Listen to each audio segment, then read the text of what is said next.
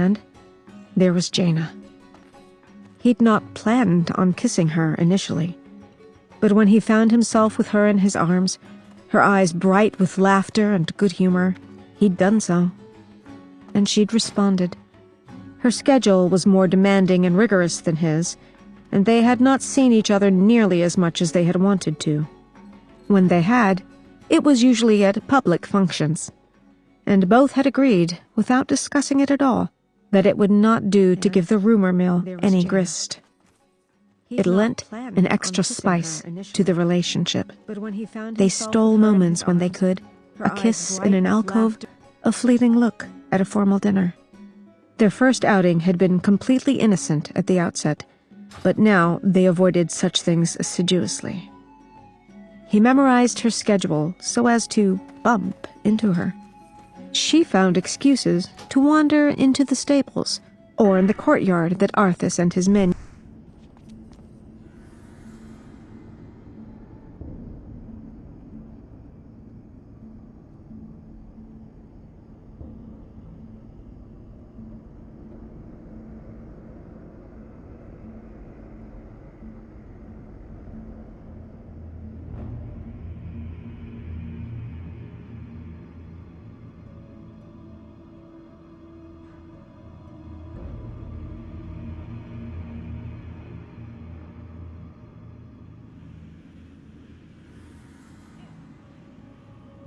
And there was Jaina. He'd not planned on kissing her initially, but when he found himself with her in his arms, her eyes bright with laughter and good humor, he'd done so. And she'd responded. Her schedule was more demanding and rigorous than his, and they had not seen each other nearly as much as they had wanted to. When they had, it was usually at public functions, and both had agreed, without discussing it at all, that it would not do to give the rumor mill any grist. It lent an extra spice to the relationship. They stole moments when they could, a kiss in an alcove, a fleeting look at a formal dinner. Their first outing had been completely innocent at the outset, but now they avoided such things assiduously. He memorized her schedule so as to bump into her.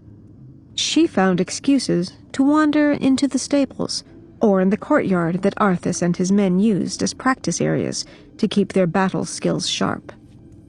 Arthas loved every risky, daring minute of it.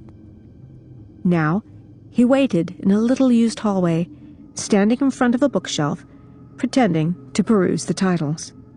Jaina would be coming in from her fire spell practice. Out of habit, she told him with a slightly embarrassed grin, she still trained near the jail area and the many pools of water. She'd have to cross through this area to get to her room.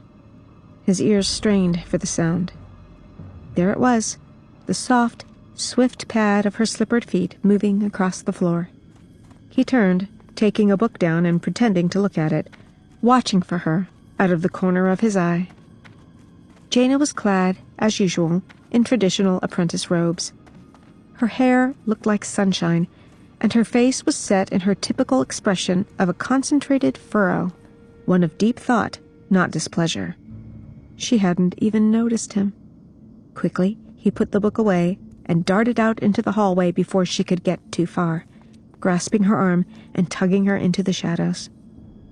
As ever, she was never startled by him, and met him halfway, clutching the books to her chest with one arm while the other went around his neck as they kissed.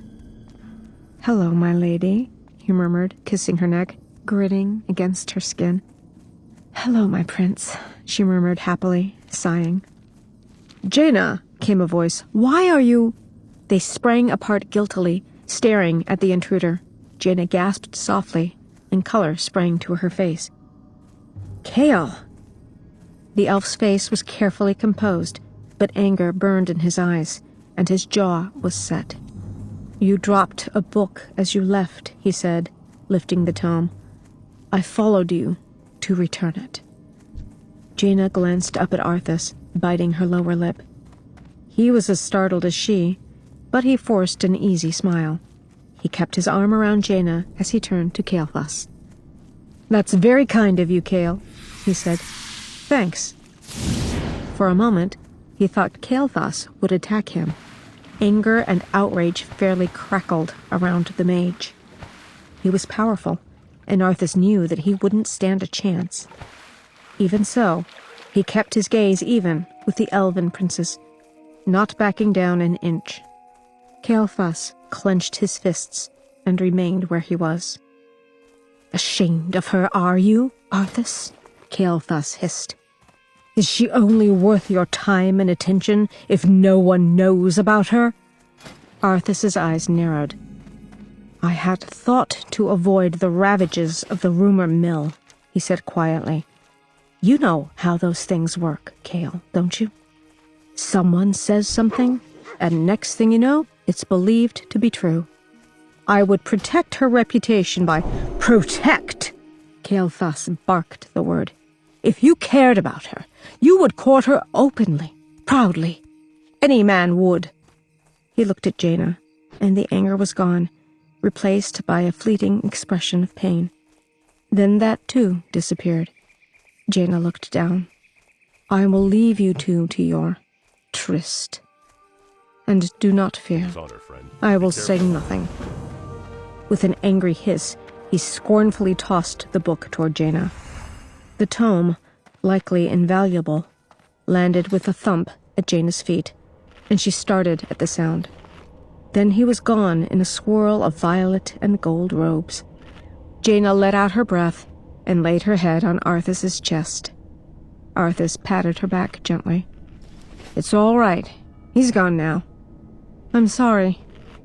I guess I should have told you." His chest contracted. "Told me what?" "Jaina, are you and he—" "No," she answered at once, gazing up at him. "No, but I think he wanted to. He's a good man, and a powerful mage, and a prince. But he's not—" Her voice trailed off. "He's not what?" The words came out sharper than he had intended. Cale was so many things Arthas wasn't. Older, more sophisticated, experienced, powerful, and almost impossibly physically perfect. He felt jealousy growing inside him in a cold, hard knot. If Cale had reappeared at that moment, Arthas wasn't so sure he wouldn't take a swing at him. Jaina smiled softly, the furrow in her brow uncreasing. "He's not you."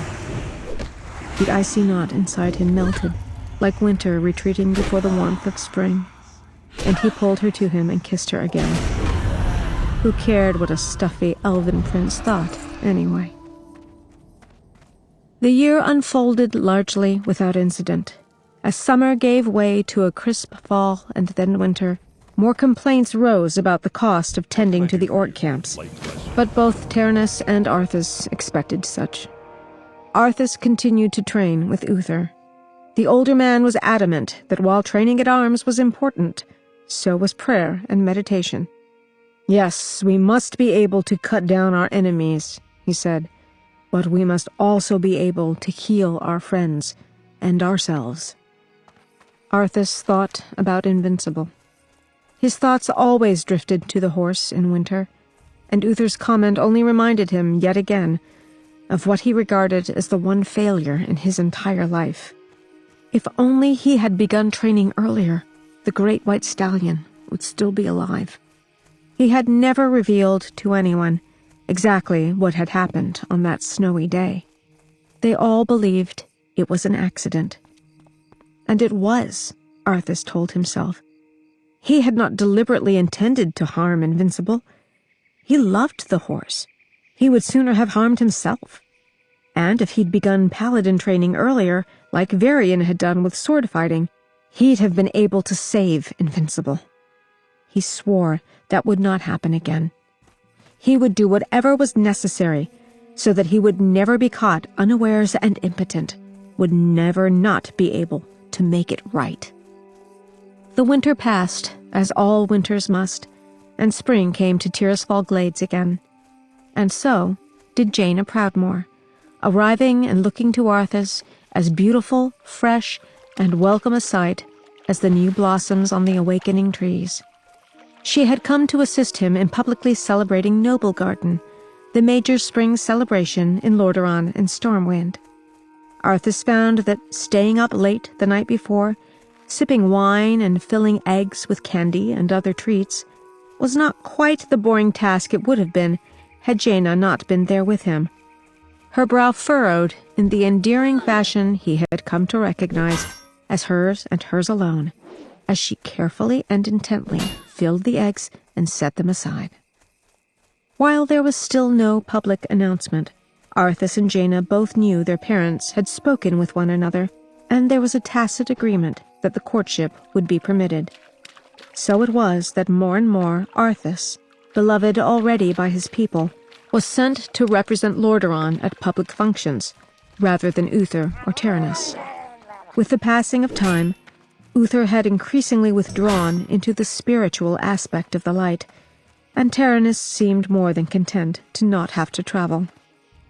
"It is exciting when you are young, to travel for days on horseback and sleep under the stars," he told Arthas. "When you are my age, though, horseback riding is best left for recreation, and the stars one can glimpse by looking out the window are quite close enough."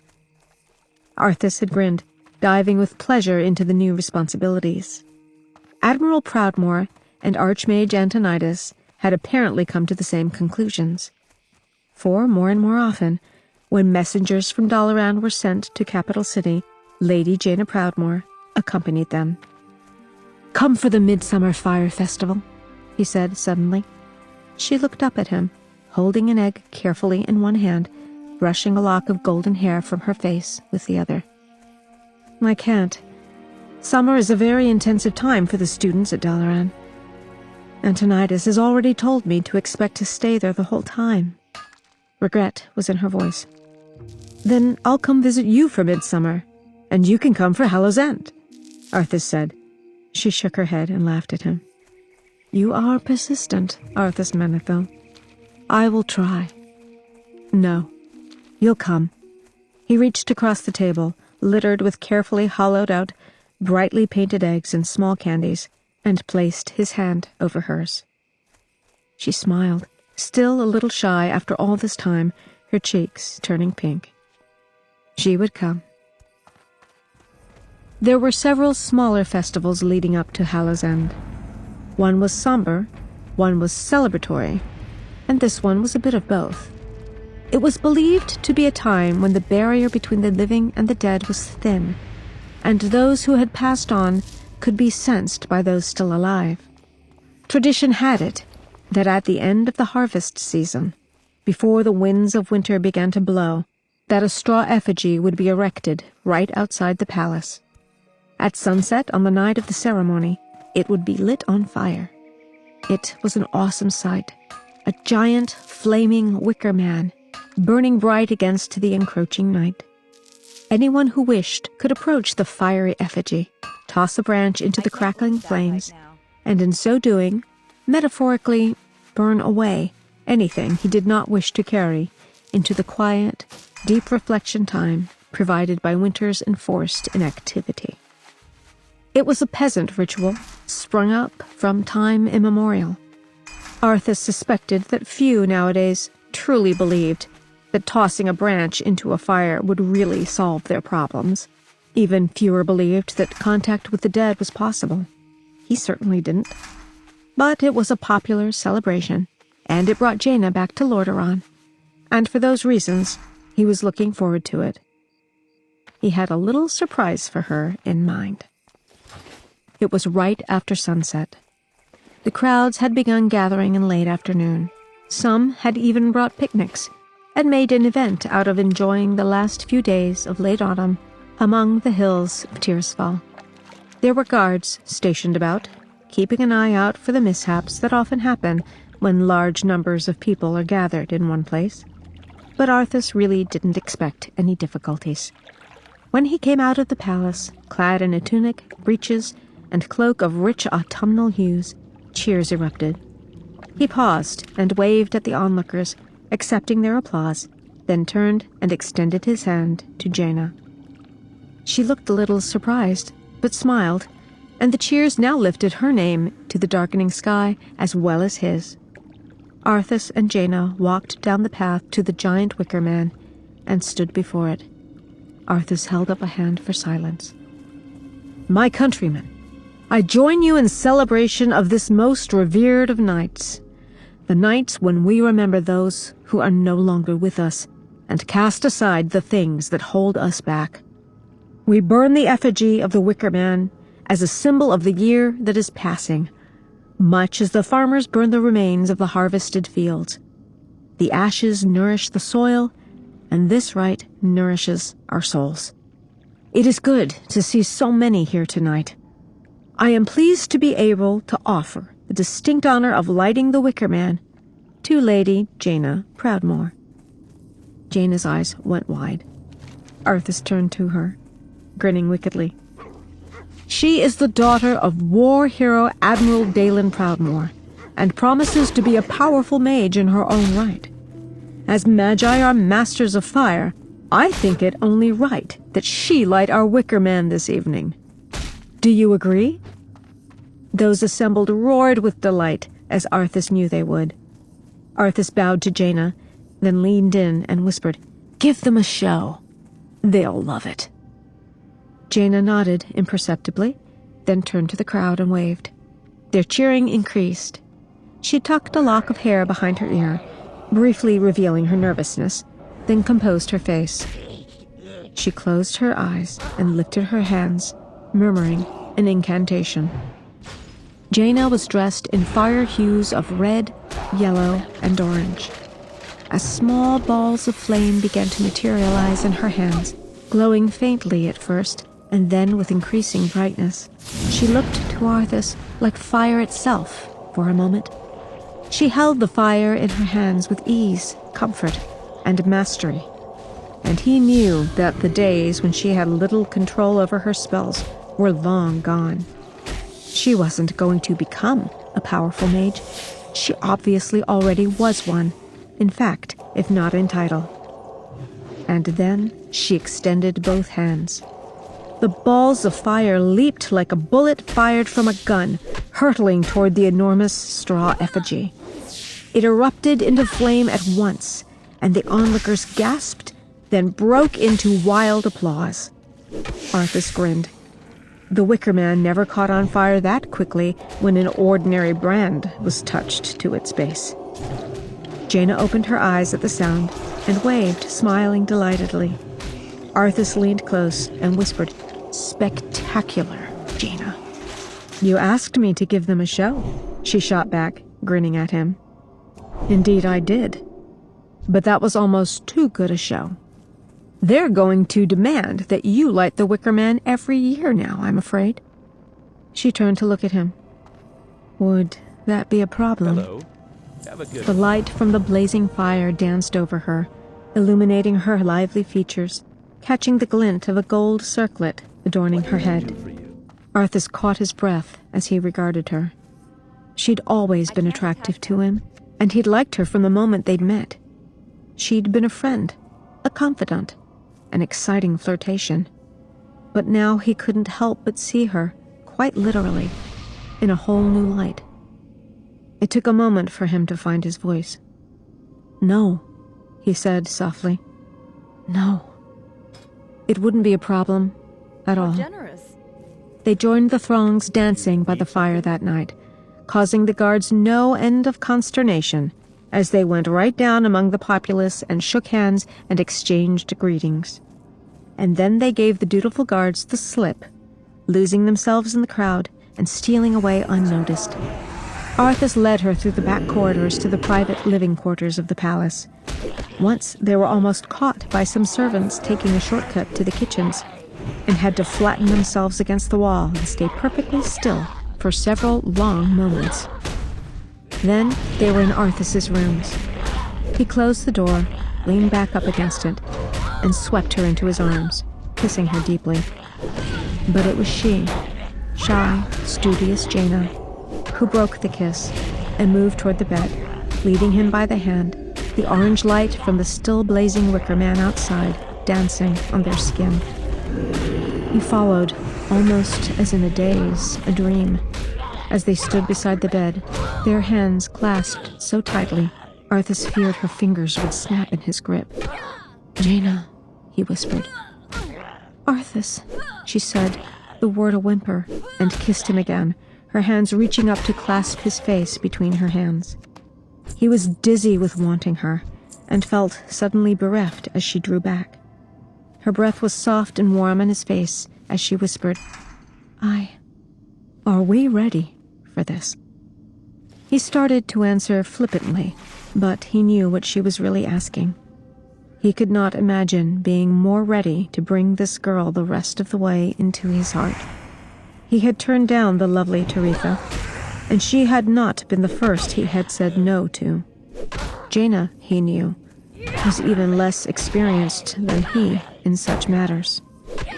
"I am, if you are," he whispered hoarsely, and as he bent to kiss her again, he saw the familiar furrow of worry cross her brow. "I will kiss it away," he vowed, bringing her onto the bed with him. "I will make everything you could ever worry about go away forever." Later, when the wicker man had finally burned out, and the only light on Jaina's sleeping form was the cool blue-white of moonlight, Arthas still lay awake, running his fingers along the curves of her body, and alternately wondering where this would all lead, and feeling content to simply be in the moment. He had not tossed in a branch to the wicker man fire, because he had nothing he wished to be rid of. Nor did he now, he thought, bending forward to kiss her. Jaina awakened with a soft sigh, reaching for him. "No one can seem to deny you anything," she murmured, repeating the words she had said to him the day of their first kiss. "Least of all me." He clutched her to him then, a sudden cold shivering over him, though he had no idea why. "Don't deny me, Jaina. Don't ever deny me.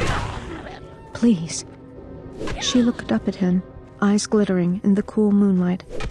"I never would, Arthas. Never." Chapter 8. The palace had never been so cheerily decorated for the Feast of Winter Veil as it was this year. Muradin, ever a good ambassador of his people, had brought the dwarven tradition to Lordaeron upon his arrival. Over the years, it had increased in popularity, and this year, the people seemed to truly take it to heart. The festive tone had been established a few weeks earlier, when Jaina had delighted them so with her theatrical display of igniting the Wicker Man. She had been granted permission to stay through the winter if she so chose, although Dalaran was not far to one who could teleport herself. Something had changed. It was both subtle and profound. Jaina Proudmoore was starting to be treated as more than the daughter of the ruler of Coltiris, more than a friend. She was starting to be treated as a member of the royal family.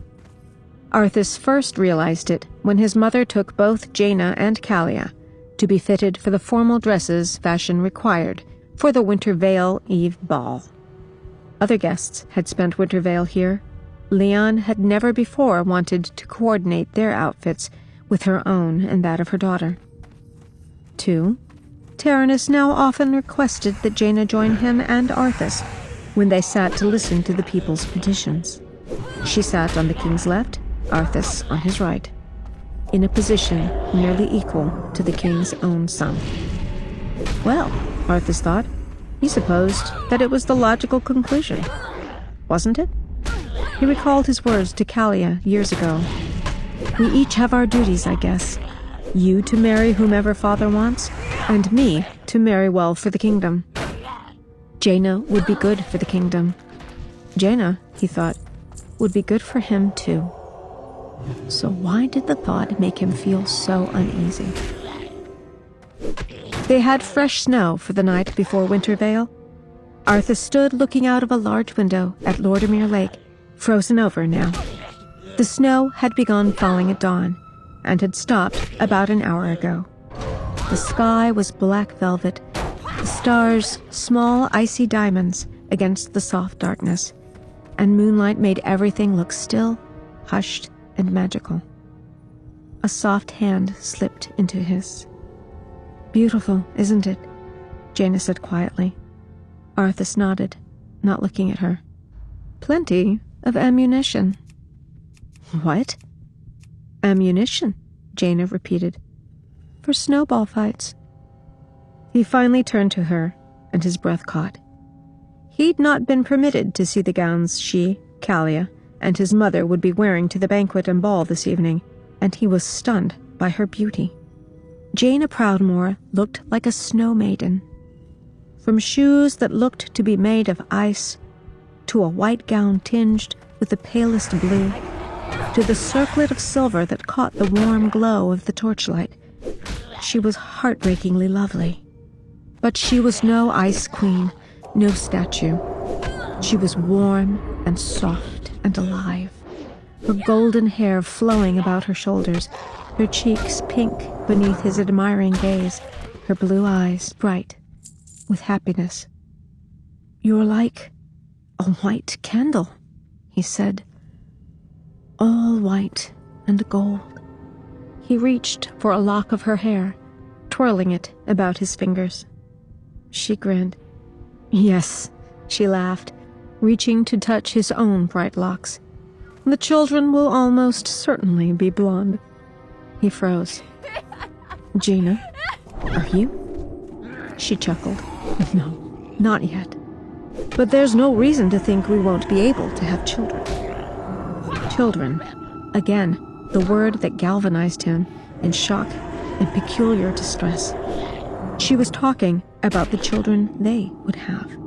His mind galloped into the future, a future with Jaina as his wife, their children in the palace, his parents gone, himself on the throne, the weight of the crown on his head. Part of him desperately wanted that. He loved having Jaina by his side, loved holding her in his arms at night, loved the taste and smell of her, loved her laughter, pure as a bell and sweet as the scent of roses. He loved... What if he ruined it? Because suddenly he knew that until this moment it had all been child's play. He'd thought of Jaina as a companion, just as she had been since his boyhood, except their games were now of a more adult nature. But something had suddenly shifted inside him. What if this was real? What if he really was in love with her, and she with him? What if he was a bad husband, a bad king? What if... "I'm not ready," he blurted. Her brow furrowed. "Well, we do not have to have little ones right away." She squeezed his hand in what was clearly intended to be a gesture of reassurance. Arthas suddenly dropped her hand and took a step backward. Her frown deepened in confusion. "Arthas? What's wrong?" "Jaina, we're too young," he said, speaking rapidly, his voice rising slightly. "I'm too young. There's still... I'm not ready." She paled. "You weren't... I thought..." Guilt racked him. She'd asked him this the night they became lovers. "Are you ready for this?" she had whispered. "I am if you are," he had replied, and he'd meant it. He really had thought he'd meant it. Arthas reached out and grabbed her hands, trying desperately to articulate the emotions racing through him. "I still have so much to learn, so much training to complete. And Father needs me. Uther's got so much he needs to teach, and... Jaina, we've always been friends. You've always understood me so well. Can't you understand me now? Can't we still be friends?" Her bloodless lips opened, but no words came out at first. Her hands were limp in his. Almost frantically, he squeezed them. "Jaina, please. Please understand, even if I don't." "Of course, Arthas." Her voice was a monotone. "We'll always be friends, you and I.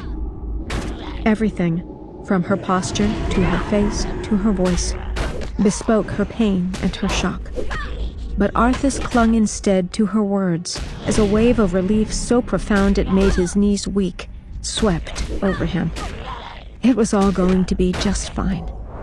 It might upset her now a little, but surely she'd understand soon. They knew each other. She'd figure out that he was right, that it was too soon. "I mean, this isn't forever," he said, feeling the need to explain. "Just for now. You've got studying to do. I'm sure I've been a distraction. Antonidas probably resents me." She said nothing. "This is for the best. Maybe one day it'll be different and we can try again. It's not that that you..." He pulled her into his arms and hugged her. She was stiff as stone for a moment. Then he felt the tension leave her, and her arms went around him. They stood alone in the hall for a long time, Arthas resting his cheek against her bright gold hair. The hair that, no doubt, their children would indeed have been born with, might still be born with. "I don't want to close the door," he said quietly. It's all right, Arthas. I understand." He stepped back, his hands on her shoulders, peering into her eyes. "Do you?" She laughed slightly. "Honestly? No. But it's all right. It will be eventually, anyway. I know that. Jaina, I just want to make sure this is right. For both of us. I don't want to mess this up. I can't mess this up." She nodded. She took a deep breath and steadied herself, giving him a smile. A real, if hurting, smile. "Come, Prince Arthas. You need to escort your friend to the ball." Arthas somehow made it through the evening, and so did Jaina, although Tyrannus kept giving him strange glances. He didn't want to tell his father, not yet. It was a strained and unhappy night, and at one point during a pause in the dancing, Arthas looked out at the blanket of white snow and the moon-silvered lake, and wondered why everything bad seemed to happen in winter. Lieutenant General Aedelus Blackmore didn't look particularly happy to have this exclusive audience with King Tyrannus and Prince Arthas. In fact, he looked like he desperately would like to slink away unnoticed. The years had not been kind to him, neither physically nor in the hand fate had dealt him. Arthas recalled a handsome, rather dashing military commander who, while doubtless over-fond of his drink, at least seemed able to keep the ravages of it at bay. No longer. Blackmore's hair was streaked with gray. He had put on weight, and his eyes were bloodshot. He was, fortunately, stone-cold sober. Had he showed up to this meeting intoxicated, Tyrannus, a firm believer in the need for moderation in all things, would have refused to see him. Blackmore was here today because he had messed up. Badly. Somehow, the man's prized gladiator orc, Thrall, had escaped Durnhold in a fire. Blackmore had tried to keep it quiet and conduct his search for the orc personally and on a small scale. But a secret as large as a massive green orc could not be contained forever. Once word had gotten out, rumors flew wildly, of course. It was a rival lord who had freed the orc, anxious to ensure winning in the rings. It was a jealous mistress, hoping to embarrass him. It was a clever band of orcs, unaffected by the strange lethargy. No, it was Orgrim Doomhammer himself. It was dragons, infiltrating disguised as humans, who lit the place afire with only their breath. Arthas had thought Thrall exciting to watch in combat, but he recalled that even then, the thought had crossed his mind whether it was wise to train and educate an orc. When information had come that Thrall was on the loose, Tyrannus had summoned Blackmore immediately for an accounting. It was bad enough that you thought it a good idea to train an orc to fight in gladiatorial combat, Tyrannus began. But to train him in military strategy, to teach him to read, to write. Good day to you. I must ask, Lieutenant General, what in the light's name were you thinking? Arthas smothered a grin as Aeolus Blackmore seemed to physically diminish right in front of his eyes. You assured me that the funds and materials went directly into stepping up security, and that your pet orc was securely guarded, Tyrannus continued. And yet somehow he is out of there, instead of safely inside Durnhold. How is that possible? Blackmore frowned and rallied somewhat. It is certainly unfortunate that Thrall escaped. I'm sure you understand how I must feel. It was a hit on Blackmore's part. Tyrannus still smarted from the fact that Doomhammer had escaped from under his very nose. But it wasn't a particularly wise hit. Tyrannus frowned and continued. I hope this isn't part of some disturbing trend. The money is earned from the labor of the people, Lieutenant General. It goes toward keeping them safe. Do I need to send along a representative to ensure that the funds are properly distributed? Oh, no, that won't be necessary. I will account for every penny. Yes, said Tyrannus with deceptive mildness. You will. When Blackmore finally left, bowing obsequiously the whole way out, Tyrannus turned to his son. What are your thoughts on the situation? You saw Thrall in action. Arthas nodded. He wasn't at all like I had imagined orcs to be. I mean, he was huge, and fought fiercely. But it was obvious he was also intelligent, and trained. Tyrannus stroked his beard, thinking, there are pockets of renegade orcs out there. Some who might not have this lassitude that the ones we've imprisoned have demonstrated. If Thrall were to find them and teach them what he knows, it could be a very bad thing for us. Arthas sat up straighter. This could be what he'd been looking for. I've been training hard with Uther, and he had been, unable to properly explain to others and to himself why he had ended the relationship with Jaina. He'd thrown himself into his training. He'd fought for hours a day until his body ached, attempting to sufficiently exhaust himself so that he could get her face out of his mind. It had been what he wanted, hadn't it? She'd taken it well. So why was it he who lay awake at night, missing her warmth and presence with a pain that bordered on agony? He had even embraced hitherto despised hours spent in still, silent meditation in an effort to distract himself. Maybe if he focused on fighting, on learning how to accept and channel and direct the light, he could get the hell over her. Over the girl he himself had broken up with. We could go looking for such orcs. Find them before Thrall does. Tyrannus nodded. Uther has informed me of your dedication, and he's been impressed with your progress. He reached a decision. Very well, then. Go tell Uther and start preparing. It's time for your first taste of real battle. Arthas was hard put not to let out a whoop of excitement. He refrained, even in his delight, picking up on the pained, worried look on his father's face. Maybe, just maybe, killing rebellious greenskins would erase the memory of Jaina's stricken expression when he'd ended their relationship. Thank you, sir. I'll do you proud. Despite the regret in his father's blue-green eyes, so like Arthas's own, Tyrannus smiled.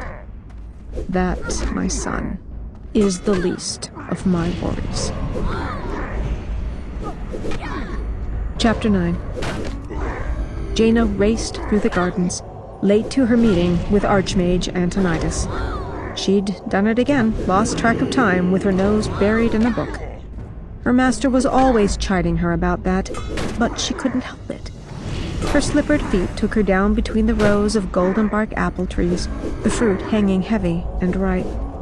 She felt a brief rush of sorrow as she remembered a conversation held here only a few short years ago, when Arthas had appeared behind her, slipping his hands over her eyes and whispering, "Guess who?" Arthas. She missed him still. She supposed she always would. The breakup had been unexpected and hurtful, and the timing couldn't have been worse. She still cringed as she thought about having to continue through the formal Winter Veil ball as if nothing had gone wrong. But, as the initial shock had faded, she had grown to understand his reasoning.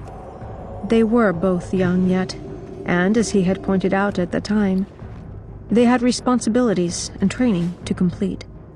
She'd promised him they'd always stay friends, and she had meant it, then and afterward.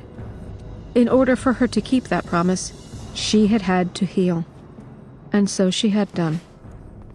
Certainly much had happened in those few short years to keep her busy and focused elsewhere.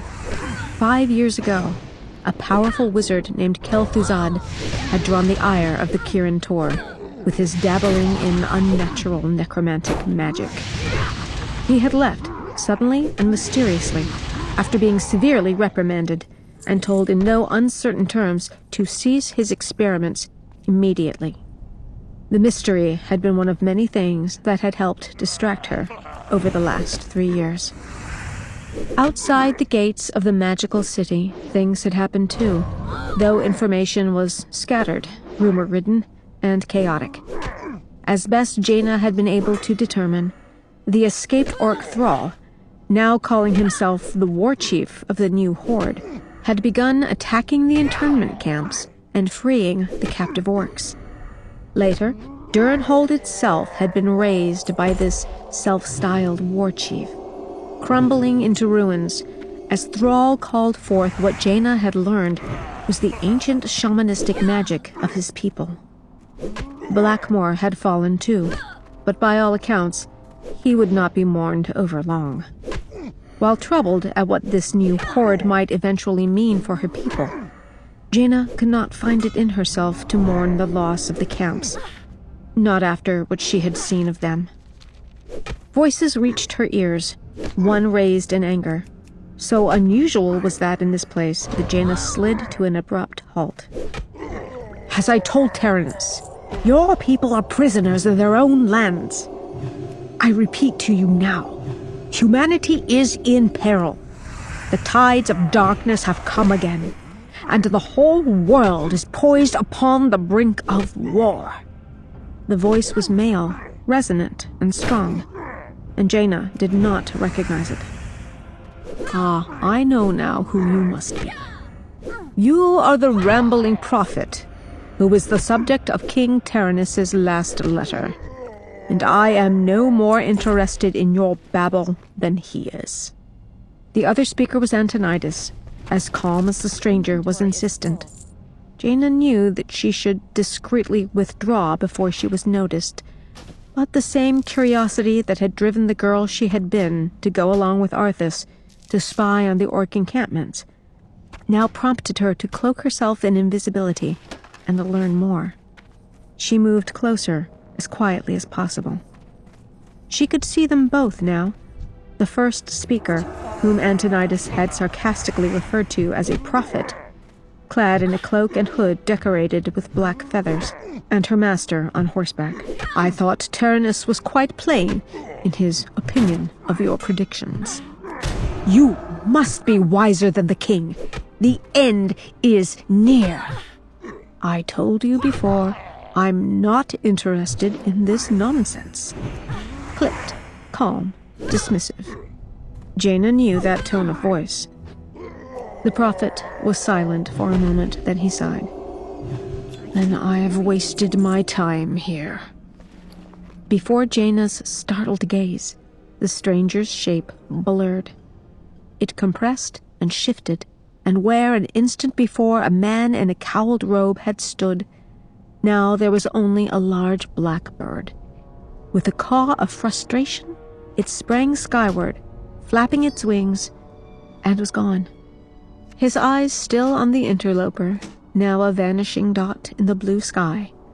Antonidas said, "You can show yourself now, Jaina." Heat washed over Jaina's face. She murmured a counterspell and edged forward.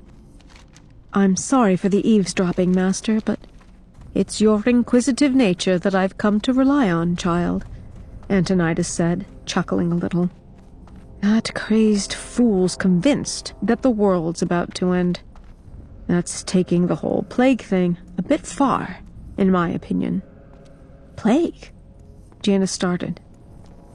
Antonidas sighed and dismounted, sending his steed off with an amiable slap to the rear.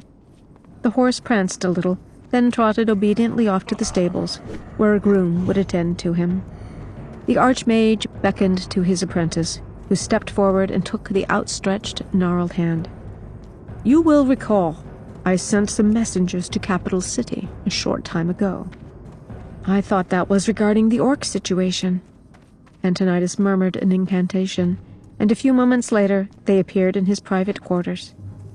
Jaina loved this place, loved the untidiness, the smell of parchment and leather and ink, and the old chairs into which one could curl and lose oneself in knowledge.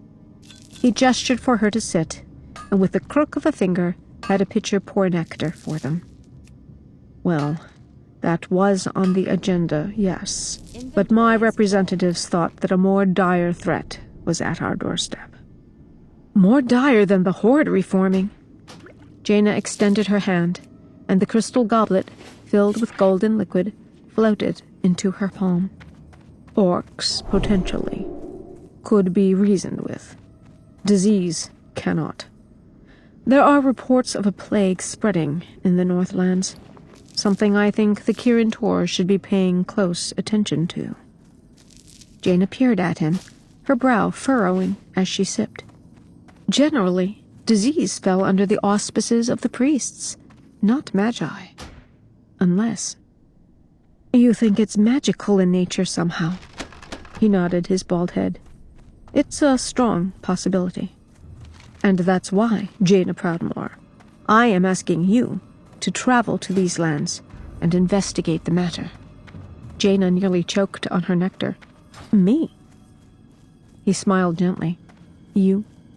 You have learned nearly everything I have to teach. It's time you utilized those skills outside of the safety of these towers." His eyes twinkled again. "And I have arranged for a special envoy to assist you." Arthas lounged against a tree, turning his face up to the weak sunlight and closing his eyes. He knew he radiated calmness and confidence. He had to. His men were worrying enough for all of them. He couldn't let them see that he, too, was anxious. After all this time, how would they get along? Maybe it hadn't been so smart a decision after all. But all the reports had been glowing, and he knew that she had the most level of heads. It would work out all right. It had to. One of his captains, Falric, whom Arthas had known for years, stomped about, going a little way down one of the 4 paths at this crossroads, then returning to venture a short distance down another. His breath was visible in the chill, and his irritation was obviously growing by the minute. "Prince Arthas," he finally ventured, "we've been waiting here for hours. Are you sure this friend of yours is coming?" Arthas's lips curved in a slight smile as he answered without opening his eyes. The men had not been told, for reasons of security. "I'm sure." He was. He thought about all the other times he had patiently waited for her. Jaina usually runs a little late. No sooner had the words left his lips than he heard a distant bellow, and the barely decipherable words, "Me smash!" Like a panther dozing in the sun only to waken instantly alert, Arthas sprang to attention, hammer in hand. He started down the road, to see a slender, feminine shape racing toward him as she crested the hill into his vision. Behind her loomed what he knew to be an elemental, a swirling blob of aqua-colored water with a crude head and limbs. And behind that were 2 ogres. "By the light!" cried Falric, starting to race forward. Arthas would have beaten him to the girl except for the fact that right at that moment he caught sight of Jaina Proudmoore's face. She was grinning. "Stay your blade, Captain," Arthas said, feeling his own lips curve into a grin. "She can take care of herself." And so indeed the lady could, and efficiently. At that precise moment, Jaina wheeled and began to summon fire.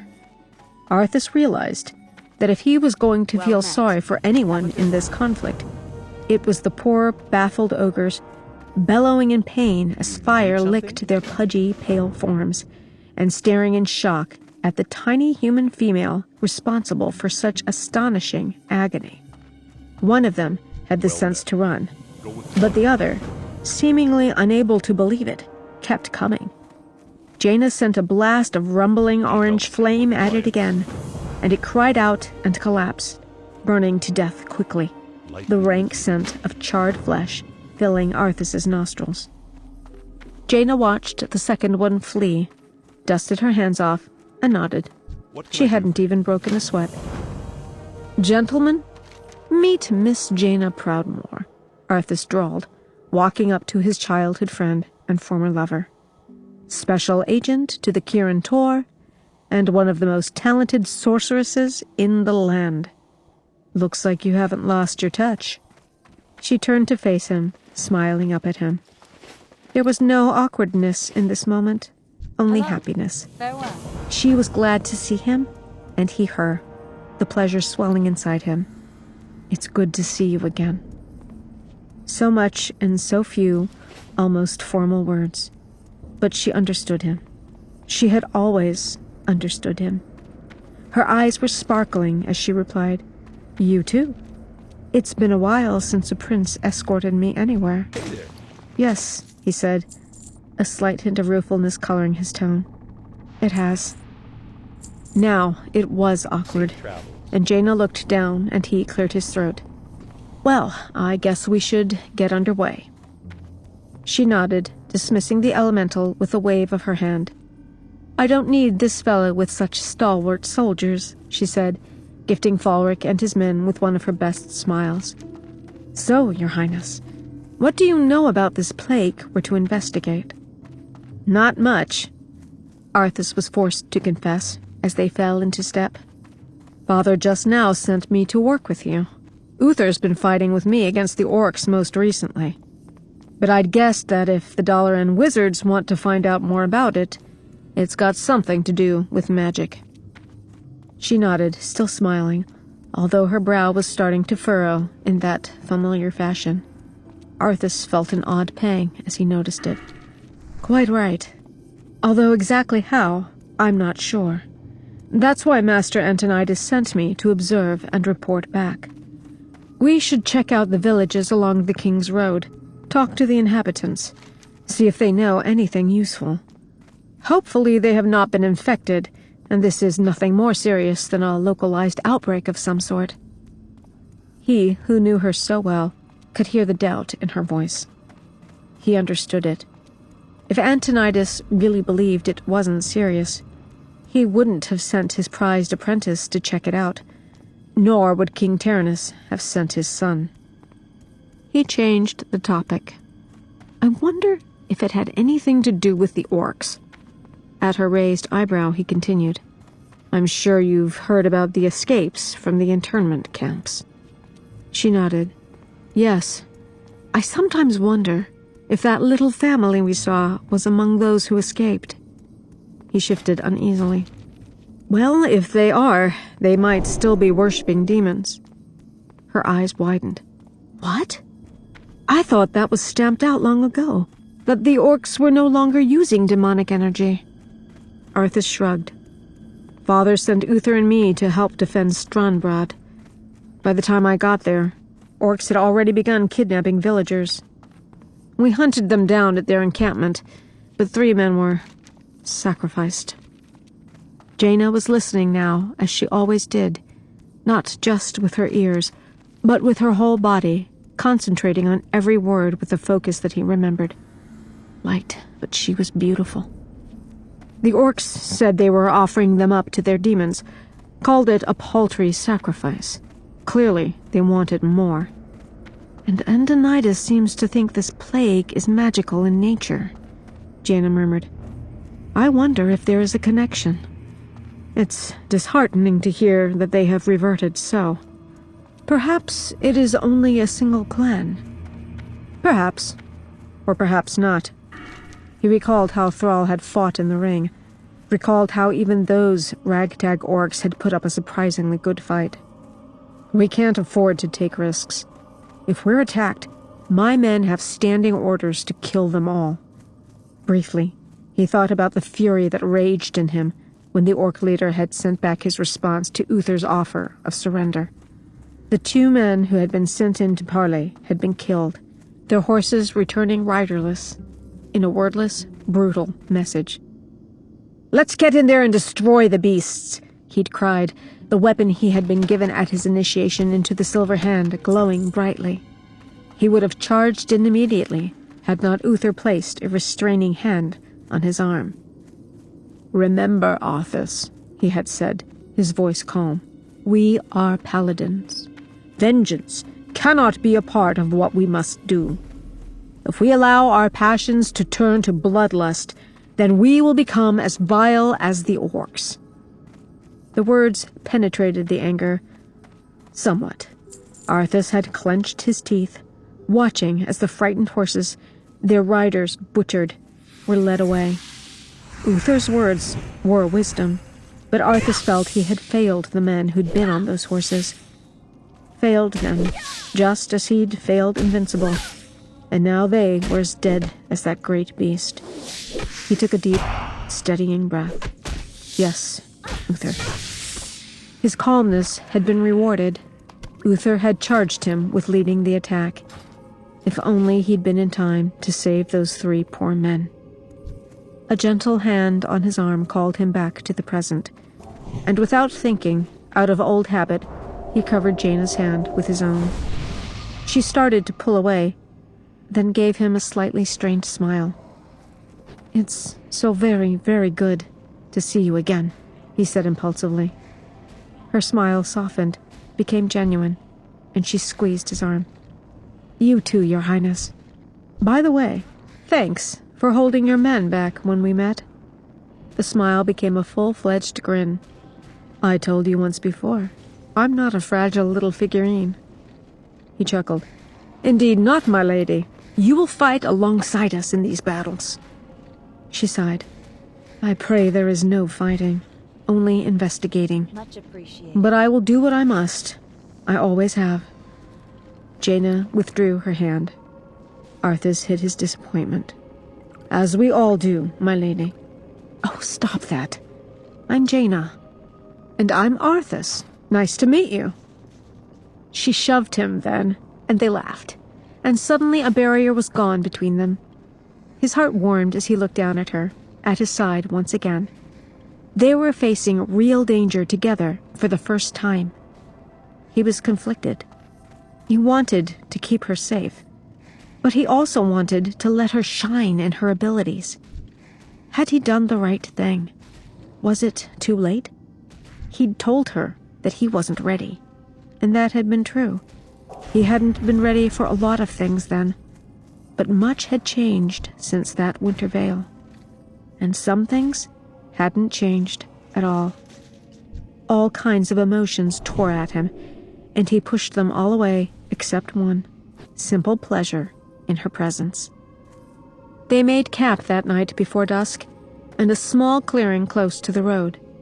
There was no moonlight, only the stars, glittering in the ebony darkness above them. Jaina jokingly lit the fire, conjured some delicious breads and beverages, then declared, "I'm done." The men laughed and obligingly prepared the rest of the meal, skewering rabbits over spits and unpacking fruits. Wine was passed around. and the feeling was almost more of a group of comrades enjoying the evening than a battle-ready unit investigating a deadly plague. Afterward, Jaina sat a little bit away from the group. Her eyes were on the skies, a smile playing on her lips. Arthas joined her and offered her more wine. She held out her goblet while he poured, and then took a sip. "This is a lovely vintage, Arthas," she said. "One of the benefits of being a prince," he replied. He stretched out his long legs and lay down next to her, one arm behind his head as a pillow, the other arm holding the goblet steady on his chest as he looked up at the stars. "What do you think we're going to find?" "I don't know. I was sent as an investigator. I do wonder if it doesn't have something to do with demons, though, given your encounter with the orcs."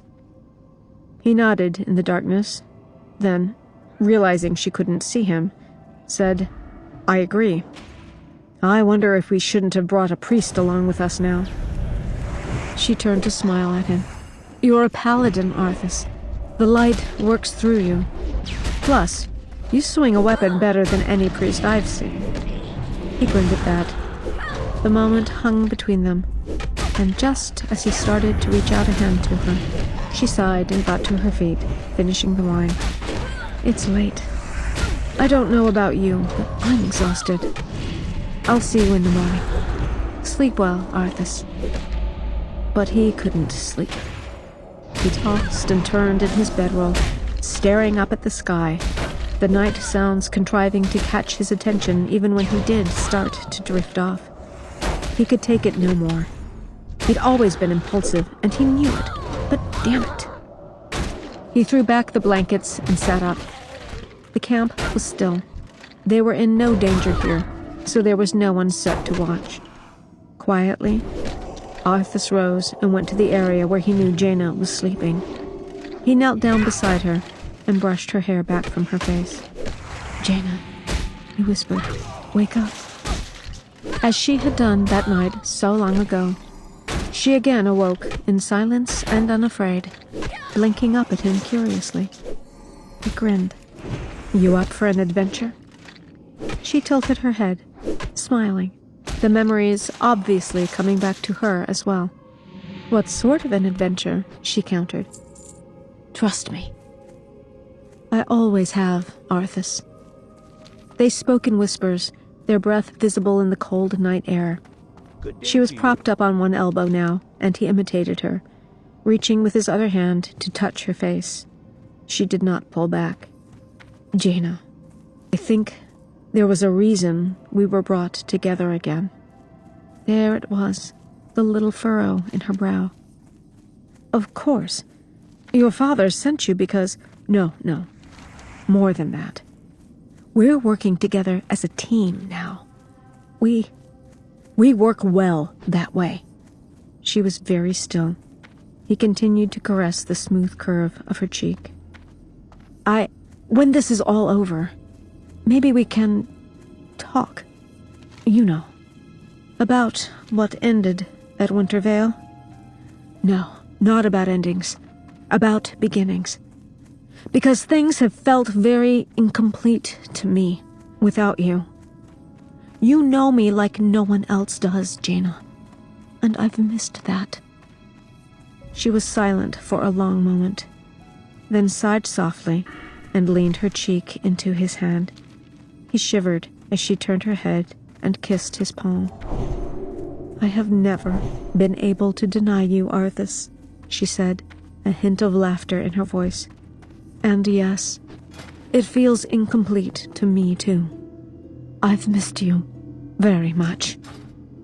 Relief washed over him, and he leaned forward, wrapping her in his arms and kissing her passionately.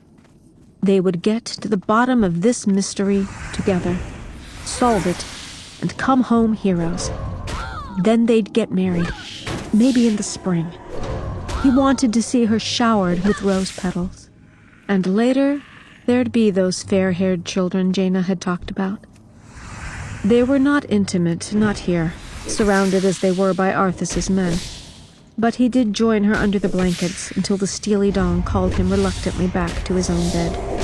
Before he left, though, he caught her in his arms and held her tightly.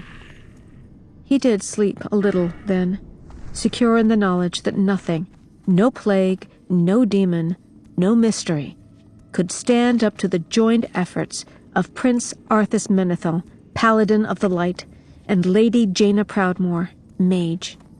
They'd see it through, together, whatever it took. Chapter 10. By mid-morning the next day, they were starting to come across scattered farmsteads. "The village isn't too far distant," Arthas said, consulting the map. "None of these farms is mentioned here." "Nay," said Falric firmly. There was a degree of familiarity in how he spoke to his prince, due to how long the two had known each other. Arthas had come to rely on the man's forthrightness, and Falric had been first on the list of those he wanted to accompany him. Now Falric shook his graying head. "I grew up in this area, sir, and most of these farmers are the independent sort. They bring their produce and livestock into the villages, sell it, and come home." "Bad blood?" "Not at all, Your Highness. It's just the way things are done." "If that is the relationship," Jaina said, "then if someone fell ill, they might not summon outside aid. These people could be sick." "Jaina raises a good point. Let's go see what we can find out from these farmers," Arthas ordered, clucking to his mount. They approached slowly, giving the farmers time to notice and prepare for them. If they were isolationists, and if the plague had indeed cut a swathe through here, the farmers would be wary of large parties sweeping down on them. Arthas's eyes scanned the area as they approached the farmhouse. "Look," he said, pointing. "The gate's been smashed, and the livestock is gone." "That's not a good sign," Jaina muttered. "Nor has anyone come out to greet us," Falric said, "or even to challenge us." Arthas and Jaina exchanged glances. Arthas signaled the group to halt. "Greetings to you all," he said in a strong voice. "I am Arthas, Prince of Lordaeron, and my men and I mean you no harm. Please, come out and speak with us. We have questions concerning your safety." Silence. The wind picked up, flattening the acres of grass that should have been grazing ground for cattle or sheep. The only sound was its soft sigh and the creaking of their own armor as they all shifted uneasily. "No one's here," Arthas said. "Or maybe they're too sick to come out," Jaina replied. "Arthas, we must at least go and see. They could need our help." Arthas glanced at his men. They looked none too keen on walking into a house that might be infested with plague victims, nor in truth was he. But Jaina was right. These were his people. He had vowed to help them. And so he would, wherever that promise led, whatever it took. "Come on," he said, and swung down. Beside him, Jaina did the same. "No, you stay here." Her golden brows drew together in a frown. "I told you, I'm not a fragile little figurine, Arthas. I was sent to investigate the plague, and if there are indeed victims here, I need to see them for myself." He sighed and nodded. "All right, then." He strode forward to the farmhouse. They were almost at the garden when the wind shifted. The stench was horrific. Jaina covered her mouth, and even Arthas struggled not to gag. It was the sickly, sweet smell of the slaughterhouse. No, not even that fresh. It was the reek of carrion. One of his men turned and vomited. It was by sheer will that Arthas did not emulate him. The foul odor was coming from inside the house. It was by now obvious what had happened to the inhabitants. Jaina turned to him, pale but resolute. "I have to examine." Horrible, liquid-sounding cries filled the air, along with the stench of death, as from inside the farmhouse and behind it, things came at them with startling speed. Arthas's hammer suddenly began to glow with a light so bright he had to narrow his eyes against it. He whirled, lifting the hammer, and stared straight into the eye sockets of a walking nightmare. It wore a rough shirt and overalls, and its weapon was a pitchfork. Once, it had been a farmer, but that had been back when it had been alive. It was obviously dead now, the gray-green flesh sloughing off its skeleton, its rotting fingers leaving smudged bits on the pitchfork handle. Black, congealed fluids oozed from pustules, and its gurgling roar spat flecks of ichor on Arthas's unprotected face. So shocked was he by the apparition that he barely had time to swing the hammer before it jabbed him with the pitchfork. He got his blessed weapon up just in time, knocking the farming implement from the hands of the walking dead man and bringing the radiant hammer crashing into its torso. The thing went sprawling and did not rise. But others came to take its place. Arthas heard the thump and telltale crackling of Jaina's firebolts, and then suddenly another smell was added to the sickly miasma, the odor of burning flesh. All around him, he heard the sound of weapons clashing, men screaming battle cries, the crackle of flame. One of the corpses stumbled distractedly into the house, its body and clothing ablaze. A few moments later, smoke began to billow from the open door. That was it. "Everyone, get out, now!" Arthas cried. "Jaina, burn the farmhouse! Burn it to the ground!" Despite the horror and panic that was racing through his men, trained soldiers, all of them, but not trained for this, his orders were heard. The men turned and ran from the house. Arthas looked over at Jaina. Her mouth was set in a grim line. Her eyes were fastened on the house, and fire crackled as comfortably in her small hands as if the flames were innocuous as flowers. A huge fireball as big as a man exploded into the house. It burst into flame, and Arthas lifted his hand to shield his face from the blast. Several of the animated corpses had been trapped inside. For a moment, Arthas stared at the conflagration, unable to tear his eyes from it. Then he forced himself to turn his attention to slaughtering those that had not been caught in the pyre. It was the work of a few more moments, and then all the things were dead.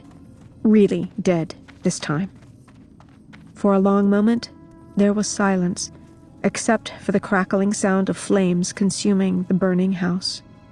With a slow sigh, the building collapsed. Arthas was glad he could not see the corpses as they were turned to ash. He caught his breath and turned to Jaina. "What?" She swallowed hard. Her face was black with soot, save where streams of sweat had cleared a path. They are called undead." "Light preserve us," Falric muttered, his eyes bulging and his face pale. "I'd thought things like this were just stories to scare children." "No, they're real enough, all right. I've never seen one. Never expected to. She took a deep breath and calmed herself, getting her voice under control. "The dead sometimes do linger on, if their deaths were traumatic. Goodbye. It's what gave rise to ghost stories." Her demeanor was calming after the horror. Arthas noticed his men turning to listen to her, eager for some understanding of what the hell had just happened to them. He, too, was more grateful for her book learning than he could ever recall being before. The animation of corpses by powerful individual necromancers is not unheard of.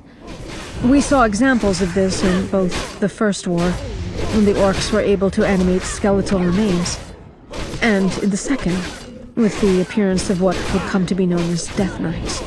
Jaina went on, as if she were reciting a passage rather than trying to explain a horror that the mind could barely grasp. "But as I say, I've never seen any of them before." "Well, they're really dead now," one of the men said. Arthas gave him an encouraging smile. We have your swords, the light, and Lady Jaina's fire to thank for that, he told them. Arthas, Jaina said. A moment?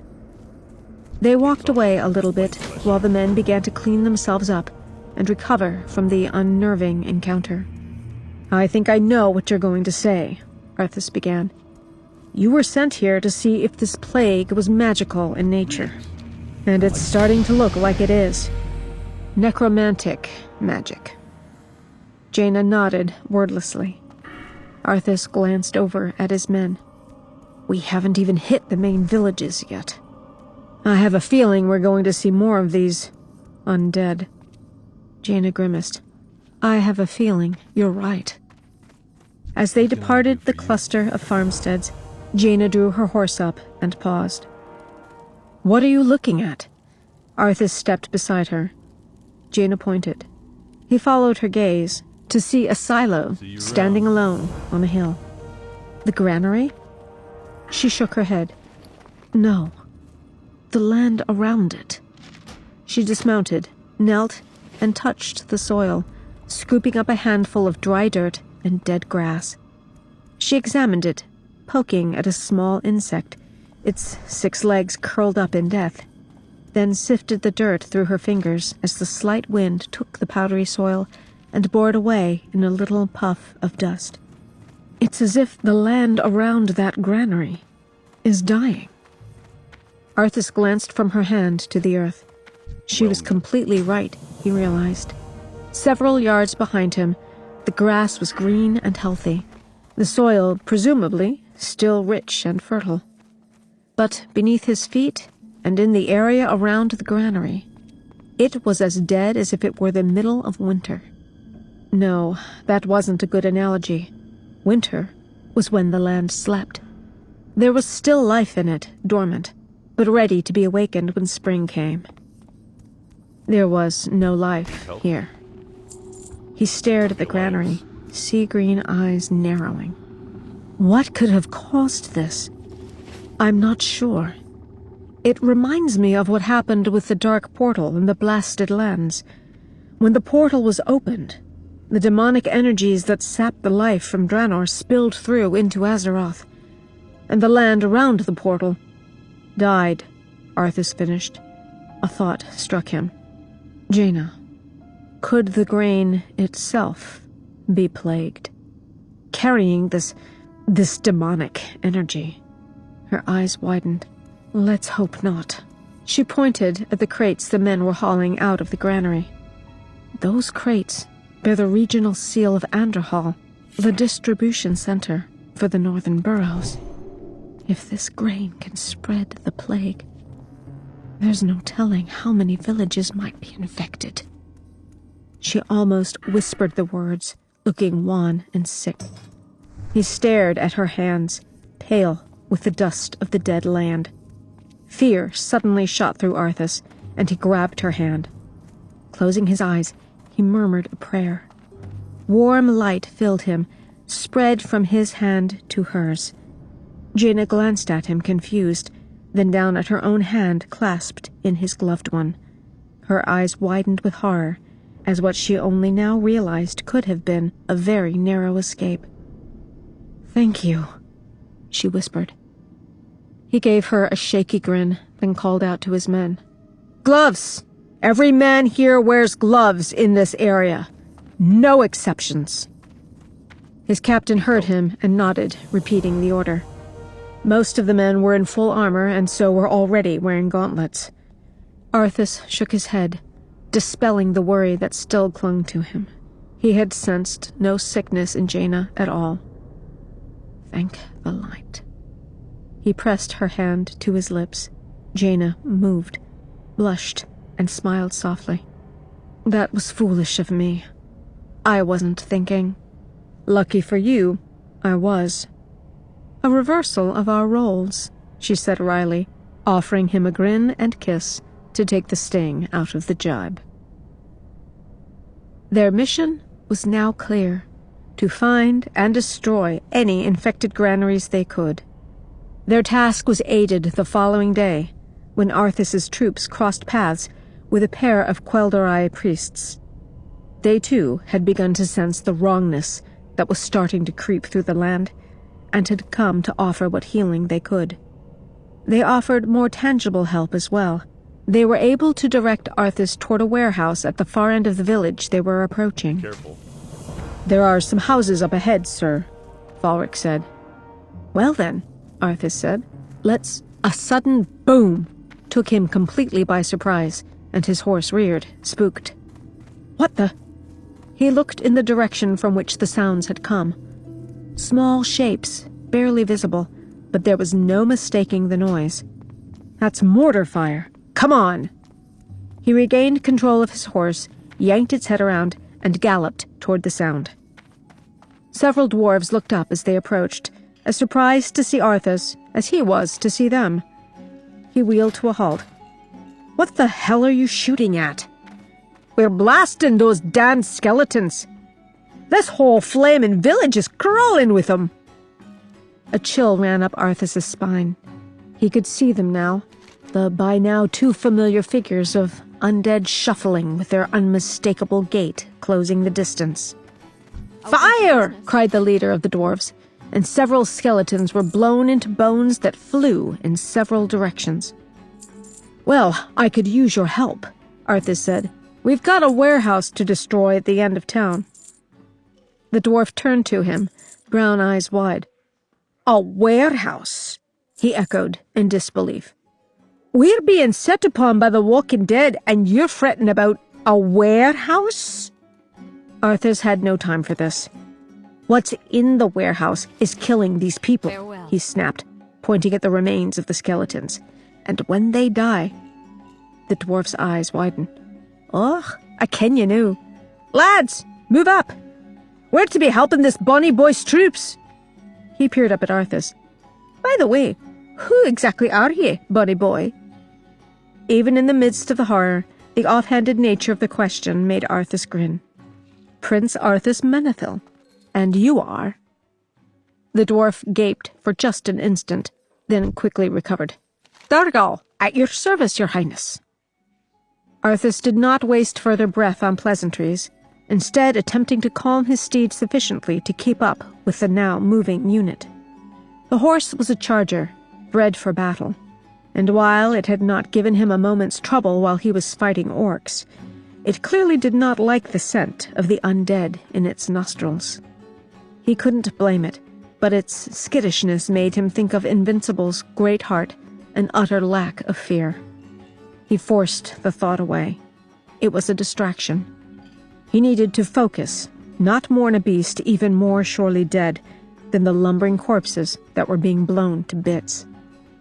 Jaina and his men fell in behind him, catching those who weren't quite destroyed by mortar fire and those who stumbled in from the sides and behind him. Energy filled him, flowed through him, as he swung his hammer tirelessly. He was grateful for Dargal's timely arrival. There were so very many of these undead things. He was not sure his troops could handle them all. The combined units of humans and dwarves made slow but inexorable progression toward the granary. The undead came more thickly as they approached, and by the time they saw silos looming in the distance, there were still more. He leaped from his unhappy mount and charged into their midst, gripping his hammer that glowed with the power of the light. Now that the initial shock and horror had passed, Arthas found that slaughtering these monstrosities was even better than killing orcs. Maybe the orcs, as Jaina had said, were indeed people, were individuals. These things were nothing more than corpses, jerking around like marionettes, activated by some twisted necromantic puppeteer. They fell like puppets with the strings cut, too, and he smiled fiercely as two undead toppled from the same broad, sweeping blow of the mighty weapon. These had been dead longer, it seemed. The stench around them was not so ripe, and the bodies were almost more mummified than decaying. Several of them, like those of the first wave, were nothing more than skeletons, bits of clothing or makeshift armor on their bony frames, as they rattled toward Arthas and his men. The acrid odor of burning flesh assaulted his nostrils, and he grinned, grateful again for Jaina's presence, and he still fought on. He glanced about, panting. Thus far, he had lost not a single man, and Jaina, though pale with exertion, was unharmed. "Arthas!" Jaina's voice, strong and clear, pierced through the din. Arthas dispatched the carcass that was attempting to decapitate him with a scythe, and in the brief pause that afforded him, glanced at her. She was pointing up ahead, preparatory fire already glowing in her palms and limning her fingers. "Look!" He turned his gaze to where she was pointing, and his eyes narrowed. Up ahead was a cluster of humans, obviously living humans, judging by their movements, clad in black. They were gesturing, casting or pointing, clearly directing the movements of the waves of undead that were being hurled at them now. "Over there! Target them!" Arthas cried. The cannons were swung around, and his men charged, hacking their way through the undead, their eyes fixed upon the living men in black robes. "We've got you now," Arthas thought, with savage delight. But as soon as they came under fire directly, the men ceased their activities. The undead they had been controlling suddenly halted, still animated, but no longer directed. They were easy marks for the dwarven mortar fire and Arthas's men, who cut them down with single blows and pushed forward. The Magi gathered together, and a few of them began casting, their hands fluttering. And Arthas recognized the familiar image of whirling space that indicated they were attempting to create a portal. "No! Don't let them escape!" he cried, slamming his hammer into the chest of a skeleton, bringing it back around in an arc to cave in the head of a shuffling zombie. From the light only knew where, the wizard summoned more of the walking dead. Skeletons, rotting corpses, and something that was huge and pale and had altogether too many limbs. Across its maggoty white, glistening torso, it sported stitches as wide as Arthas's hand, looking like a disturbed child's idea of a rag doll. It towered above the others, ghastly weapons clutched in its 3 hands, and fixed Arthas with a single working eye. Jaina had somehow appeared by his side and cried, "By the light! That creature looks like it was sewn together from different corpses." "Let's study it after we kill it, okay?" Arthas shot back and charged.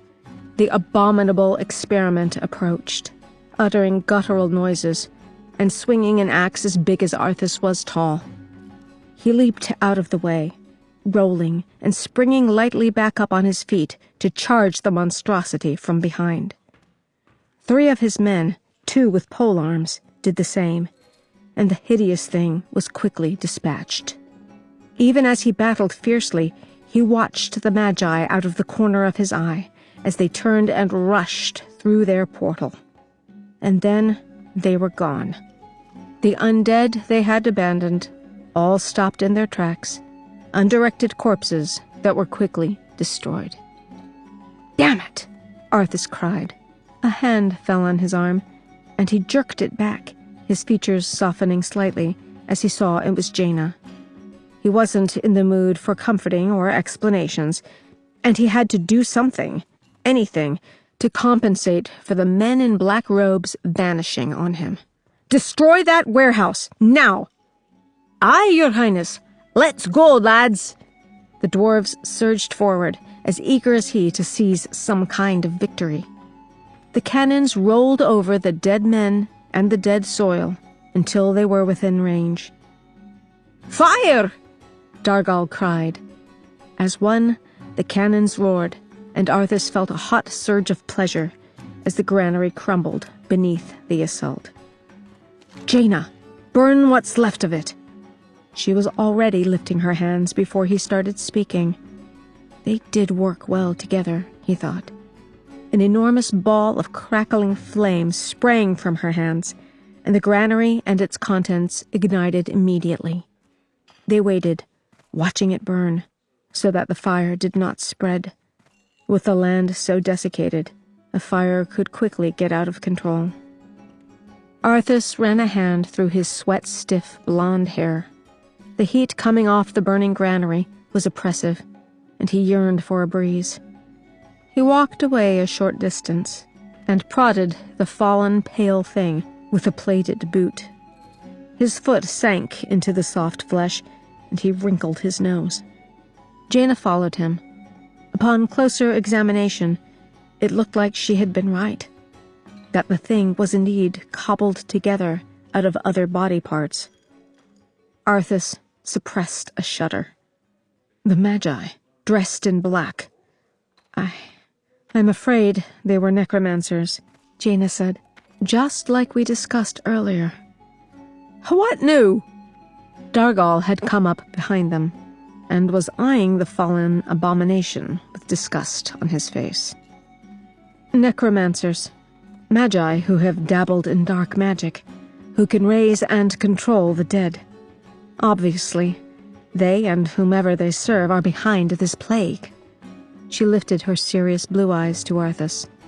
Demonic energy may be involved, but I think it's clear that we started down the wrong path. Necromancers, creating a plague to get more raw material for their unholy army, Arthas murmured, glancing back toward the now smoking ruins of the granary. I want them. No, I want their leader. His gauntleted fists clenched. I want that bastard who is deliberately slaughtering my people. He thought about the crates they had seen earlier, and the seal they bore. He lifted his eyes and looked down the road. And it's a good bet that we'll find him, and the answers we're looking for, in Anderhall. Chapter 11. Arthas was pushing his men too hard, and he knew it. But time was a precious resource and could not be squandered. He felt a tug of guilt when he saw Jaina chewing on some dried meat as they rode. The light refreshed him when he worked with it. Magi drew on different energies, and he knew that Jaina was exhausted after the superb effort she had put forth earlier. But there was no time for rest, not when thousands of lives depended upon their actions. He'd been sent on a mission to find out what was going on and stop it. The mystery was starting to unravel, but he was beginning to doubt his ability to halt the plague. Nothing was as easy as it had looked at first. Still, Arthas would not give up, could not give up. He had vowed to do whatever it took to stop this, to save his people, and so he would. They saw and smelled the smoke rising in the sky before they reached the gates of Anderhall. Arthas hoped that if the town had burned, then maybe at least the grain had been destroyed as well, and then felt a twinge of guilt at the callousness of the thought. He buried it in action, kicking his mount hard and riding through the gates, expecting to be assaulted at any moment. Around them, buildings burned, black smoke stinging his eyes and making him cough. Through tear-filled eyes, he peered around. There were no villagers, but neither were there any undead. What was? "I believe you have come looking for me, children," came a smooth voice. The wind shifted, driving the smoke in a different direction, and Arthas could now see a black-robed figure standing only a short distance away. Arthas tensed. This, then, was the leader. The necromancer was smiling now, his face dimly glimpsed in the shadow of his hood, a smirk that Arthas burned to cut off his face. Beside him were two of his pet undead. "You've found me. I am Kel-Thuzad." Jaina gasped in recognition at the name, and her hand flew to her mouth. Arthas spared her a quick glance, then returned his full attention to the speaker. He gripped his hammer tightly. "I've come to deliver a warning," said the necromancer. "Leave well enough alone. Your curiosity will be the death of you." I thought this magic taint felt familiar. It was Jaina, her voice shaking with outrage. You were disgraced, Kel'Thuzad, precisely for your experiments along this line. We told you it would lead to disaster, and you have learned nothing. Lady Jaina Proudmoore, Kel'Thuzad purred. Looks like Antonidas' little apprentice is all grown up. And quite the contrary, my dear. As you can see, I have learned a great deal. I saw the rats you experimented with, Jaina cried. That was bad enough. But now you have furthered my research and perfected it, Kel'Thuzad answered. Are you responsible for this plague, necromancer? Arthas shouted. Is this cult your doing? Kel'Thuzad turned to him, his eyes glittering in the shadow of his cowl. I ordered the cult of the damned to distribute the plagued grain. But the sole credit is not mine. Before Arthas could speak, Jaina had burst out. What do you mean? I serve the Dreadlord Mal'Ganis. He commands the scourge that will cleanse this land and establish a paradise of eternal darkness. A chill swept over Arthas, despite the heat of the surrounding fires, at the tone of the man's voice. He did not know what a Dreadlord was, but the meaning of scourge was clear. And what exactly is this scourge meant to cleanse?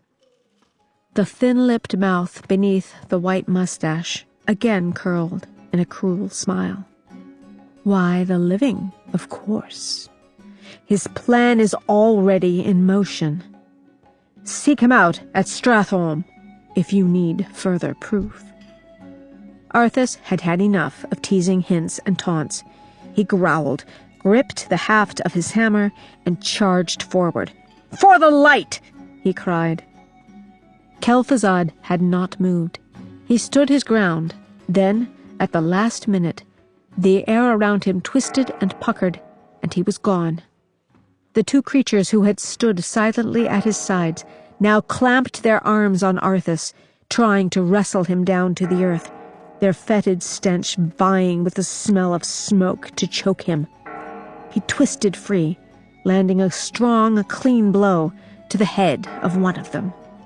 Its skull shattered like a fragile piece of blown glass, brains spattering the earth as it collapsed. The second was as easily dealt with. The granary! He cried, running to his horse and leaping atop it. Come on! The others mounted up, and they charged down the main path through the burning village. The granaries loomed up ahead of them. They were untouched by the fire that seemed to be racing through the rest of Anderhall. Arthas drew his horse up sharply and leaped off it, running as fast as he could toward the buildings. He pulled open the door, hoping desperately to see crates piled high. Grief and rage swept through him, as the only thing to meet his gaze were empty chambers. Empty save for small, scattered bits of grain and the corpses of rats on the floor. He stared, sick, for a moment, then raced to the next one, and the next, yanking the doors open, even though he knew exactly what he would find. They were all empty, and had been for some time, if the layers of dust on the floor and the spiderwebs in the corners were any indication. The shipments have already been sent out, he said brokenly as Jaina stepped up beside him. We're too late. He slammed his gauntleted fist into the wooden door and Jaina jumped. Damn it! Arthas, we did the best we... He whirled on her furiously. I'm going to find him. I'm going to find that undead-loving bastard and rip him limb from limb for this. Let him get someone to sew him back together.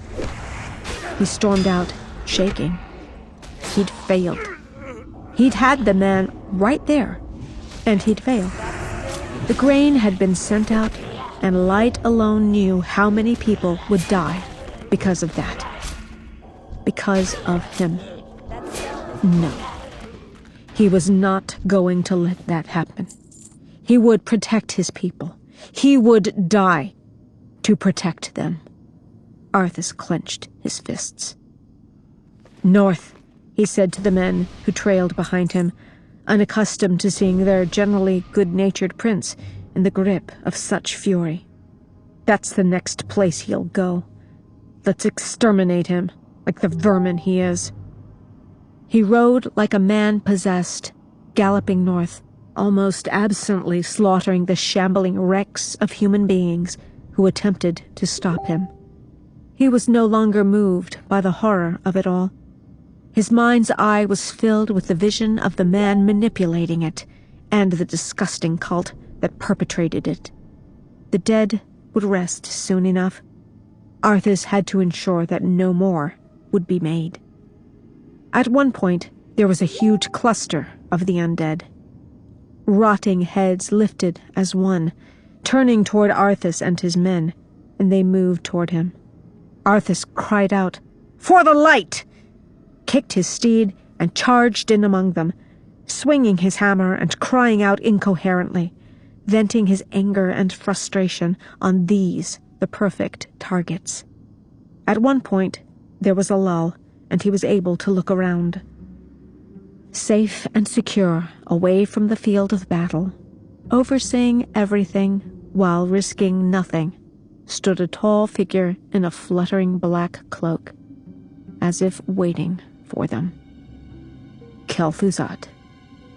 "There!" he cried. "He's there!" Jaina and his men followed him, Jaina blasting clear passage with fireball after fireball, and his men hacking the undead that did not fall in the first round of attacks. Arthas felt righteous fury singing in his veins as he drew closer and closer to the necromancer.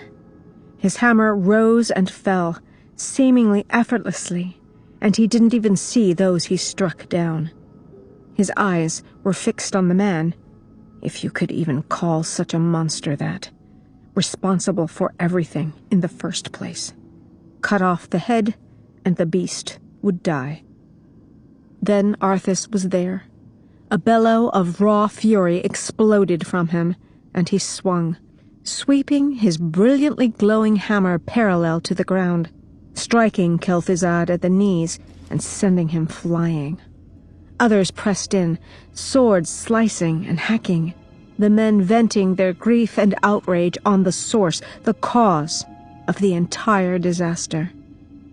For all his power and magic, it seemed as though Kel'Thuzad could indeed die like any other man. Both legs were shattered by Arthas's sweeping blow and lay at odd angles. His robes were wet with blood, shiny black against a matte black, and red trickled from his mouth. He propped himself up on his arms and tried to speak, spitting out blood and teeth. He tried again. "Naive. Fool," he managed, swallowing. "My death will make little difference in the long run.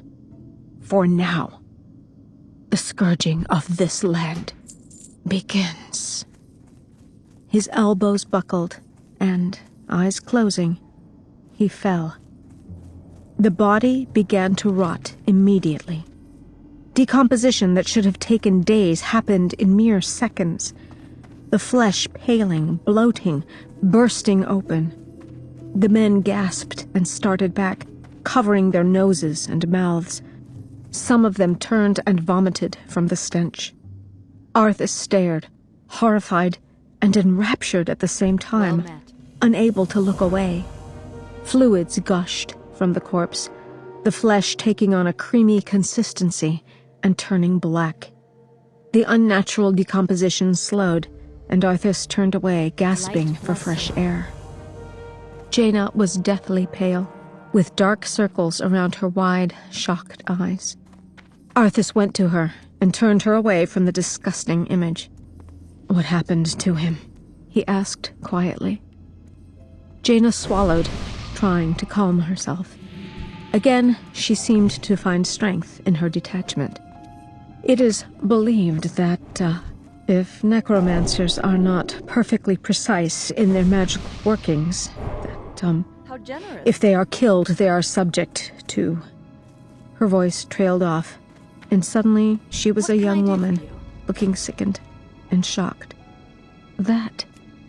Come on, Arthas said gently. Let's get to Hearthglen. They need to be warned, if we're not too late already. They left the body where it had fallen, not granting it another glance. Arthas said a silent prayer to the light that they were not too late. He did not know what he would do if he failed again. Jaina was exhausted. She knew that Arthas wanted to make the best time possible, and she shared his concern. Lives were at stake. So when he asked her if she could go through the night without stopping, she nodded. They had been riding hard for 4 hours when she found herself half off her mount. She was so bone-weary she'd fallen unconscious for a few seconds. Fear shot through her, and she grabbed onto the horse's mane wildly, pulling herself back up into the saddle and yanking on the reins so the horse would stop. She sat there, the reins clutched in her hands, trembling, for several minutes before Arthas realized she'd fallen behind. Dimly, she heard him calling a halt. She looked up at him mutely as he cantered up to her. Jaina, what's wrong? I'm sorry, Arthas. I know you want to make good time, and so do I, but I was so tired I almost fell off. Could we stop for just a little while? She saw the concern for her and frustration at the situation warring on his face, even in the dim light. How long do you think you'll need? A couple of days, she wanted to say. But instead, she said, just long enough to eat something and rest for a bit. He nodded, reaching up to her and helping her off the horse. He bore her to the side of the road where he set her down gently. Jaina fished in her pack for some cheese with hands that trembled. She expected him to head off and talk to the men, but instead he sat down beside her. Impatience radiated from him like heat from a fire. She took a bite of cheese and looked up at him as she chewed, analyzing his profile in the starlight. One of the things she most loved about Arthas was how accessible, how human and emotional he was to her. But now, while he was certainly in the grip of powerful emotions, he felt distant, as if he was 100 miles away. Impulsively, she reached a hand to touch his face. He started at her touch, as if he had forgotten she was there, and smiled thinly at her. Done? He asked. Jaina thought about the single bite she had eaten. No, she said, but, Arthas, I'm worried about you. I don't like what this is doing to you. Doing to me? He snapped. What about what it's doing to the villagers? They're dying and then getting turned into corpses, Jaina. I have to stop it. I have to. How are you? Of course we do. See you And later. I'll do everything I can to help. You know that. But Can I help you? I've never seen you hate anything like this. He laughed, a short, harsh bark. You want me to love necromancers? She frowned. Arthas, don't twist my words like that. You're a paladin, a servant of the light. You're a healer as much as a warrior, but all I see in you is this desire to wipe out the enemy. You're starting to sound like Uther. Jaina didn't reply. She was so weary, it was difficult to compose her thoughts. She took another bite of cheese, focusing on getting the badly needed nourishment into her body. For some reason, it was hard for her to swallow. Jaina, I just want innocent people to stop dying. That's all. And I admit, I'm upset that I can't seem to make that happen. But once this is over, you'll see. Everything will be fine again. I promise. He smiled down at her, and for a moment, she saw the old Arthas in his handsome face. She smiled back in what she hoped was a reassuring fashion.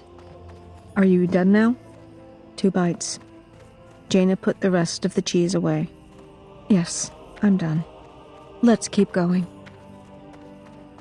The sky was turning from black to the ashy gray of dawn, when they first heard the gunfire. Arthas's heart sank. He spurred his horse as they wound their way north, up the long road that cut through the deceptively pleasant hills. Just outside the gates of Hearthglen, they saw several men and dwarves armed with rifles, all trained on them. Wafted to him on the light breeze, mixed in with the smell of gunpowder, was the incongruously pleasant, slightly sweet scent of baking bread. "Hold your fire!" Arthas cried as his troops galloped up. He drew reins so hard his mount reared in startlement. "I am Prince Arthas. What's going on? Why are you so armed?"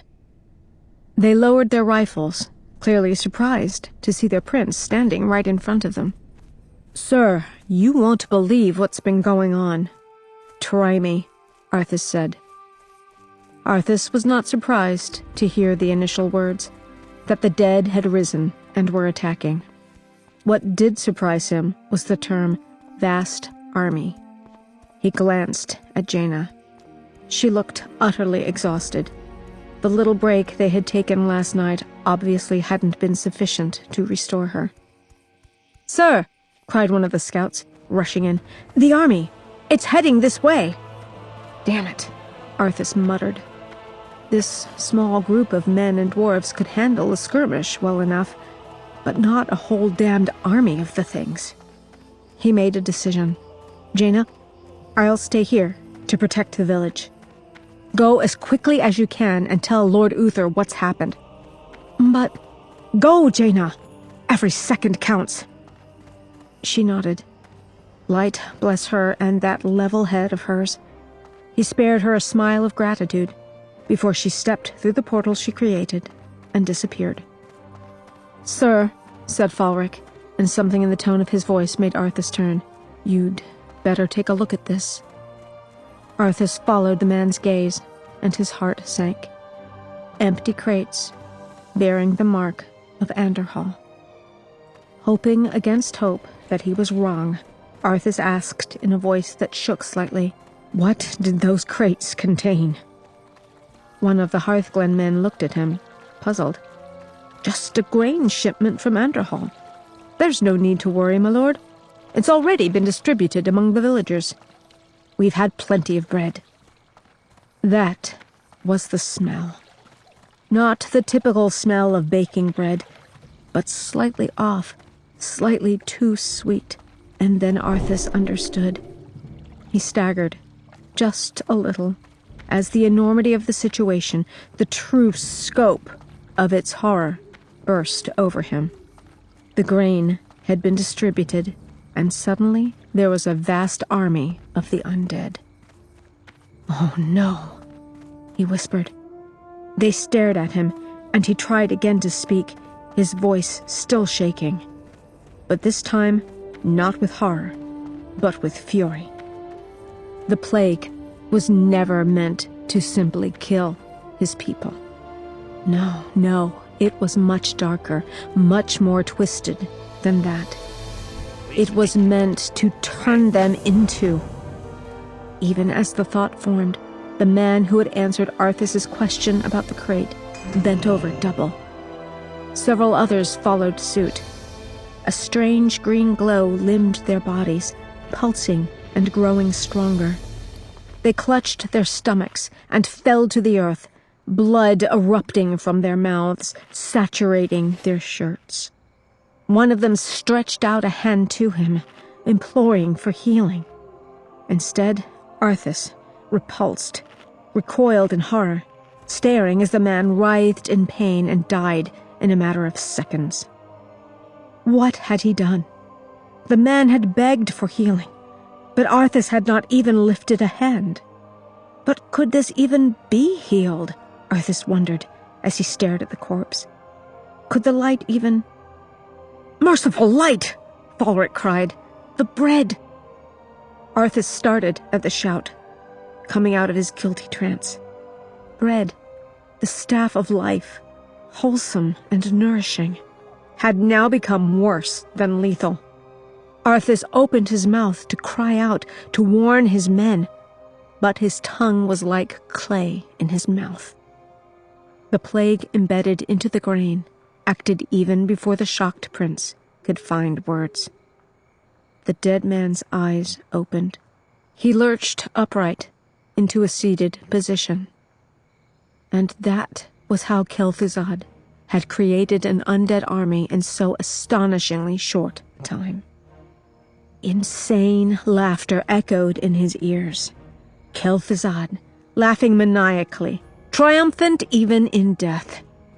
Arthas wondered if he was going mad from all he had been forced to bear witness to. The undead clambered to their feet, and their movement galvanized him to action and liberated his tongue. "Defend yourselves!" Arthas cried, swinging his hammer before the man had a chance to rise. Others were swifter, though, getting to dead feet, turning the weapons that in life they would have used to protect Arthas upon him. The only advantage he had was that the undead were not graceful with their weapons, and most of the shots they fired went wide. Arthas's men, meanwhile, attacked with hard eyes and grim faces, bashing skulls, decapitating, smashing what had been allies just a few moments earlier into submission. "Prince Arthas! The undead forces have arrived!" Arthas whirled, his armor spattered with gore, and his eyes widened slightly. So many. There were so many of them. Skeletons who had been long dead, fresh corpses recently turned, more of the pale, maggoty abominations thundering down on them. He could sense the panic. They had fought handfuls, but not this. Not an army of the walking dead. Arthas thrust his hammer into the air.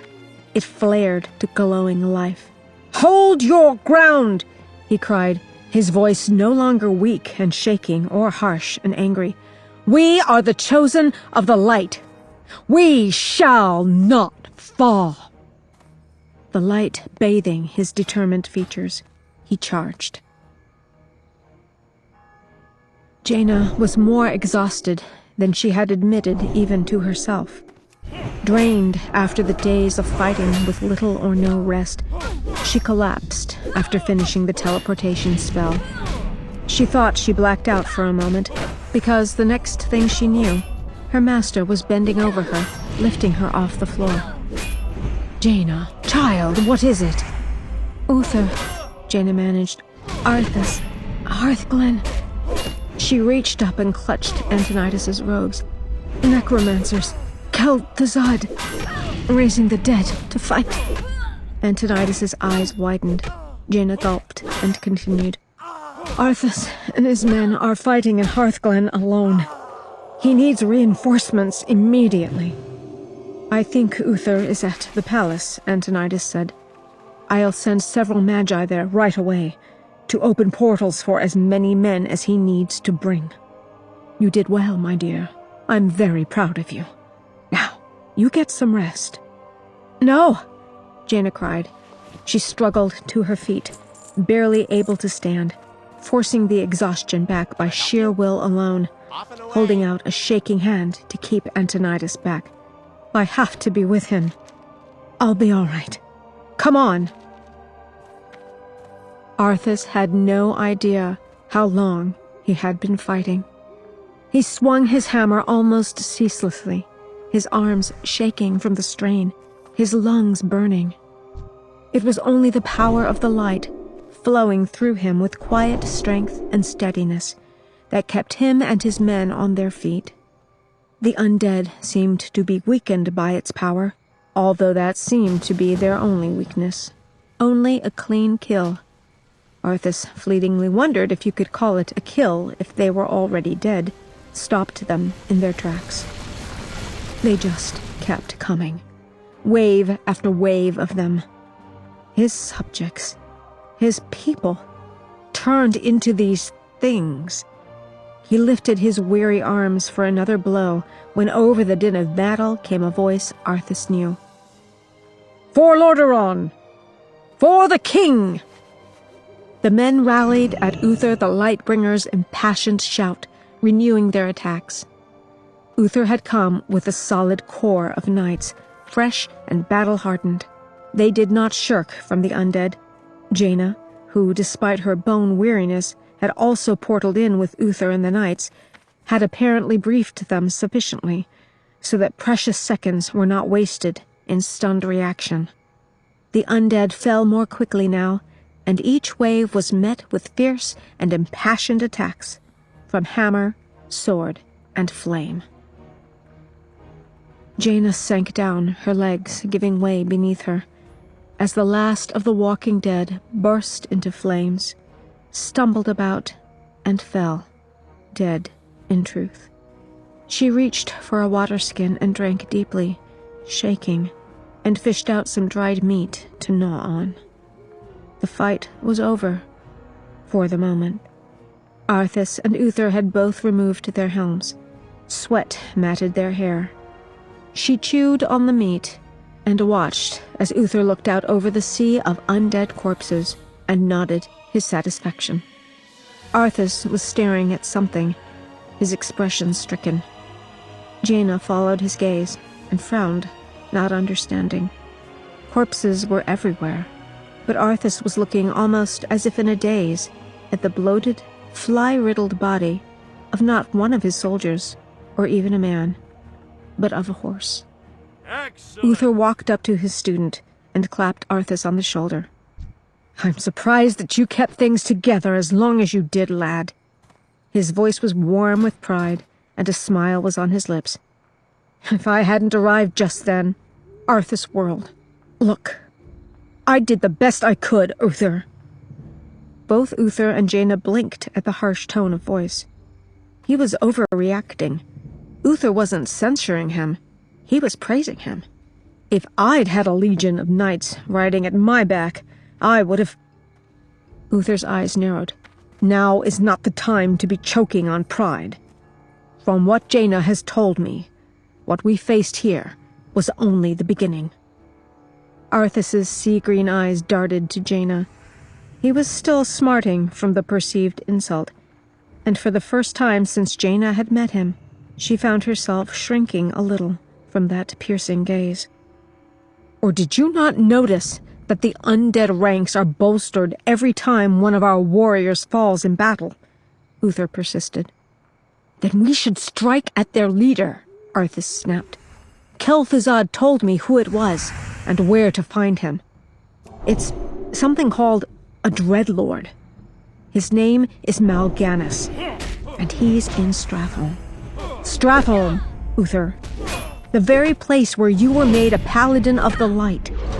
Doesn't that mean anything to you?" Uther sighed wearily.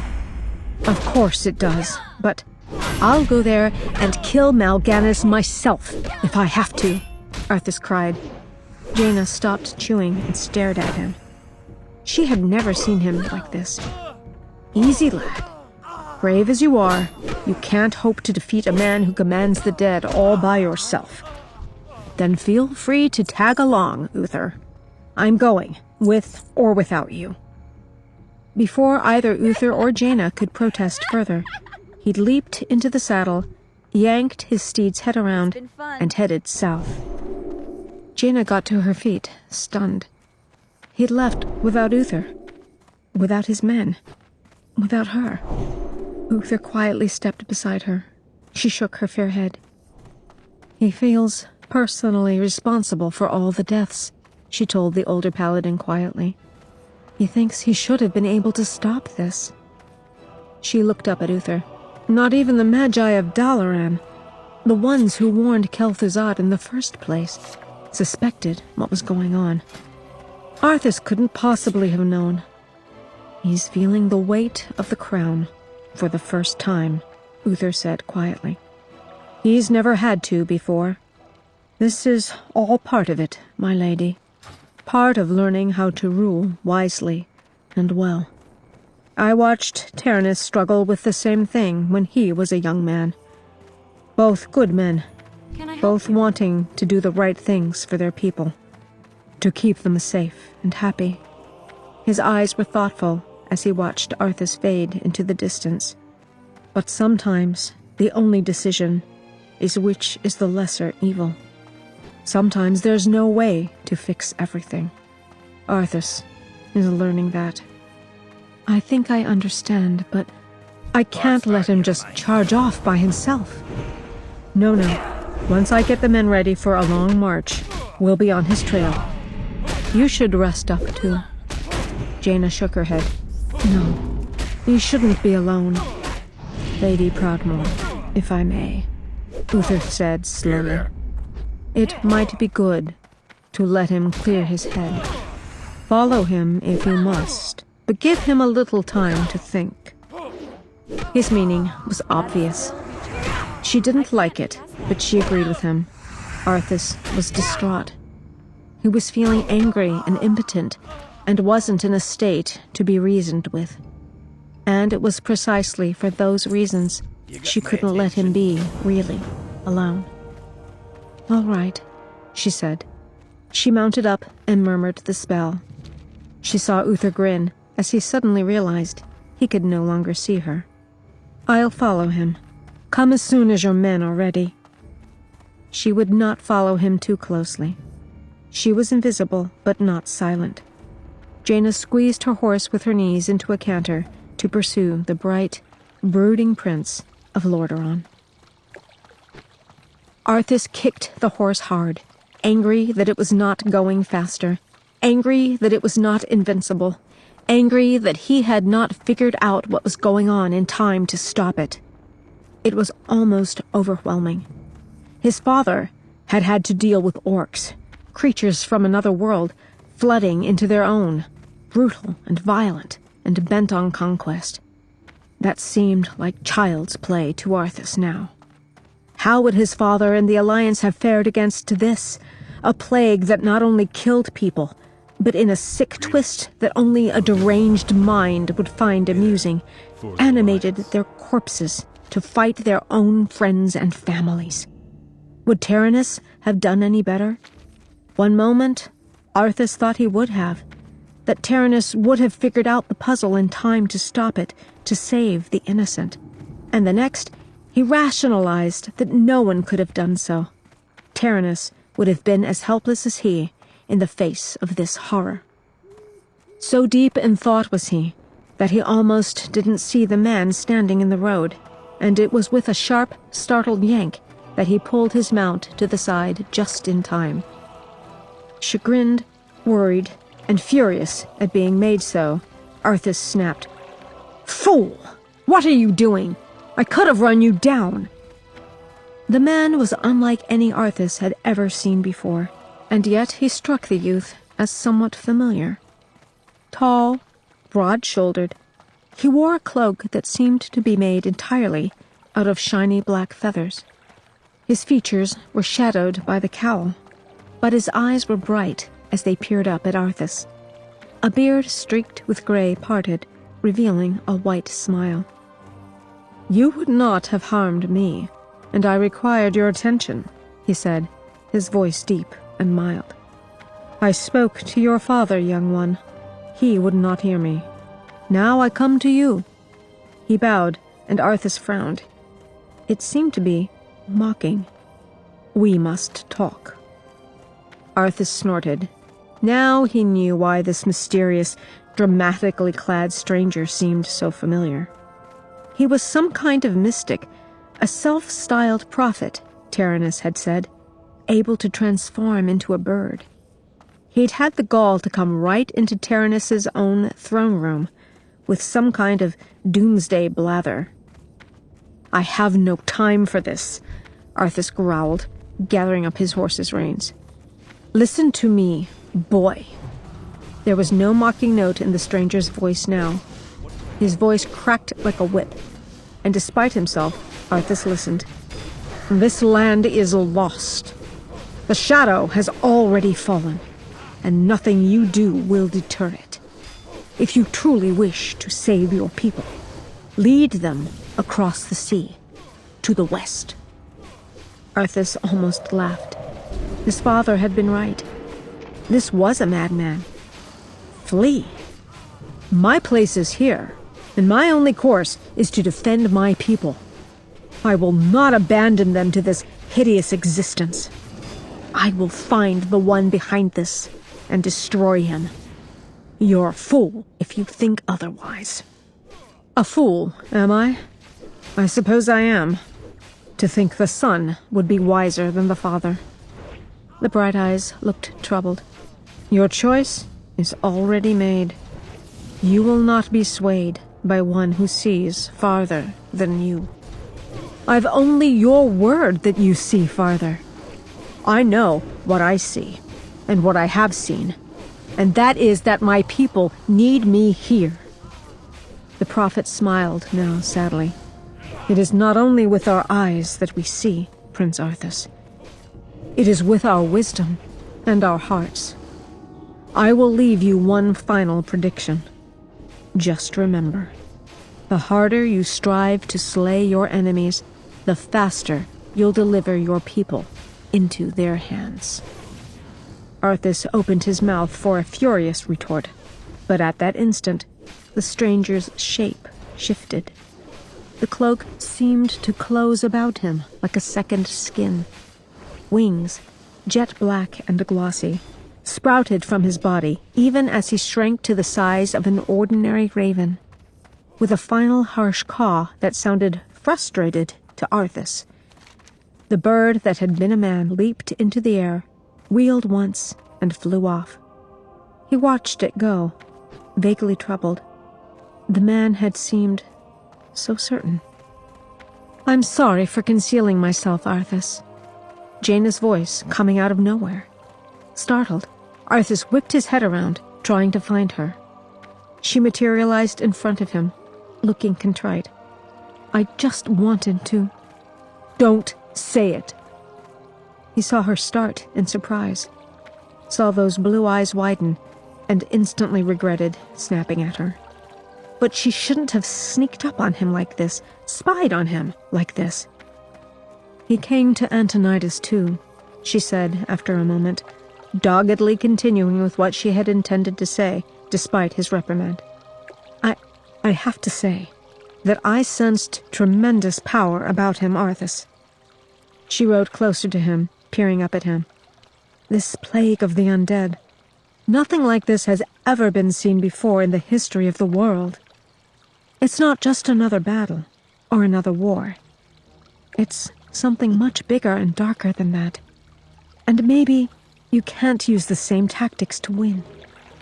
Maybe he's right. Maybe he can see things we can't. Maybe he does know what will happen. He turned away from her, grinding his teeth. Maybe. Or maybe he's some ally of this Mal'Ganis. Or maybe he's just some crazy hermit. Nothing he can say will make me abandon my homeland, Jaina. I don't care if that madman has seen the future. Let's go. They rode in silence for a moment.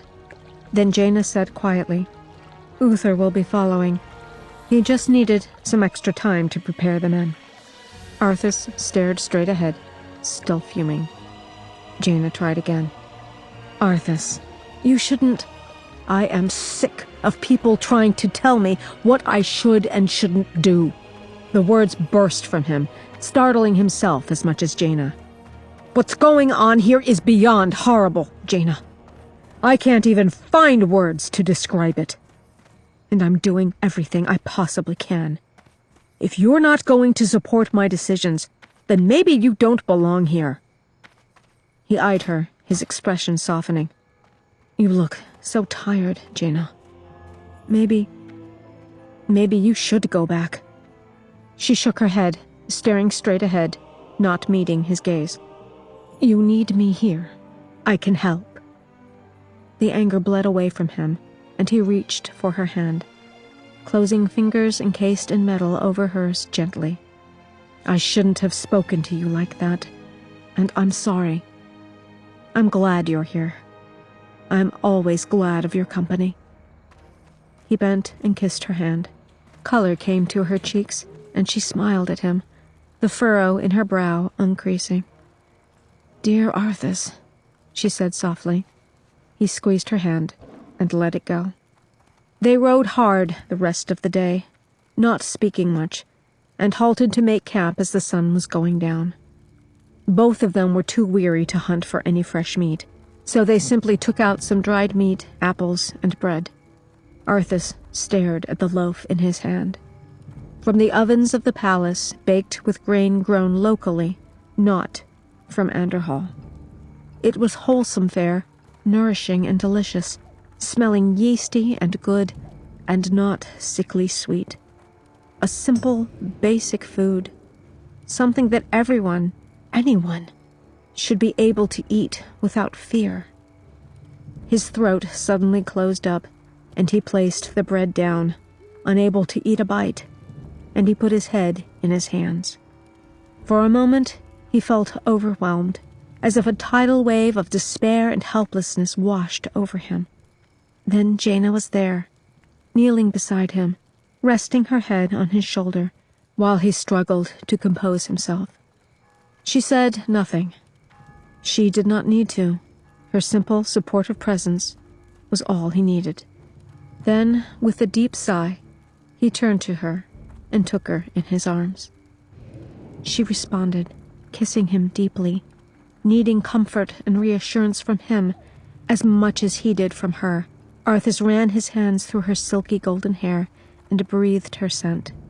And for a few brief hours that night, they permitted themselves to be lost in each other, pushing away thoughts of death and horror and plagued grain, and prophets and choices, their world narrow and tender, and comprised only of the two of them. Chapter 12. Still half asleep, Jaina awoke and reached out a hand for Arthas. He was not there. Blinking, she sat up. He was already awake and dressed, cooking some sort of hot cereal for them. He smiled when he saw her, but it didn't reach his eyes. Jaina tentatively returned the smile and reached for her robe, slipping it on and combing her hair with her fingers. "There's something I learned," Arthas said, without preamble. "Last night, I didn't want to mention it, but you need to know." His voice was flat, and Jaina felt something inside her quail. At least he wasn't screaming like he had been yesterday, but somehow this was worse. He ladled up a bowl of steaming grains and brought it over to her. She spooned it automatically into her mouth as he continued to speak. "This plague, the undead?" He took a deep breath. "We knew that the grain was plagued. We knew that it killed people. But it's worse than that, Jaina. It doesn't just kill them." The words seemed to catch in his throat. Jaina sat there for a moment as understanding dawned. She thought she'd throw up the grains she'd just eaten. Her breath seemed to come with difficulty. It turns them somehow. It makes them into the undead. Doesn't it? Please tell me I'm wrong, Arthas. He didn't. Instead, he nodded his golden head. That's why there were so many of them so quickly. The grain reached Hearthglen a short time ago, long enough to be milled into flour and baked into bread. Jaina stared at him. The implications of this. She couldn't even wrap her mind around them. "That's why I rushed off yesterday. I knew I couldn't take Mal'Ganis by myself, but, Jaina, I just couldn't sit around and mend armor and make camp, you know?" She nodded dumbly. She did understand now. "And that prophet, I don't care how powerful you think he is. I can't just leave and let all of Lordaeron turn into this Mal'Ganis, whatever, whomever he is, has got to be stopped. We've got to find every last crate of this plagued grain and destroy it." The telling of this shocking information seemed to agitate Arthas again, and he got to his feet, pacing. "Where the hell is Uther?" he said. "He had all night to ride here." Jaina placed aside the half-eaten cereal, got to her feet, and finished dressing. Her mind was working 1,000 miles a minute, trying to comprehend the situation fully and dispassionately, trying to think of some way to combat it. Wordlessly, They broke camp and headed for Stratholme.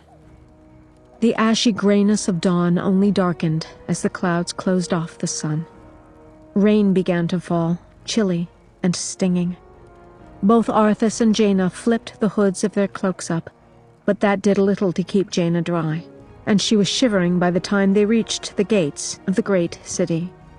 Almost as they drew rein, Jaina heard sounds behind her, and turned to see Uther and his men coming up the dirt road that was now almost pure mud.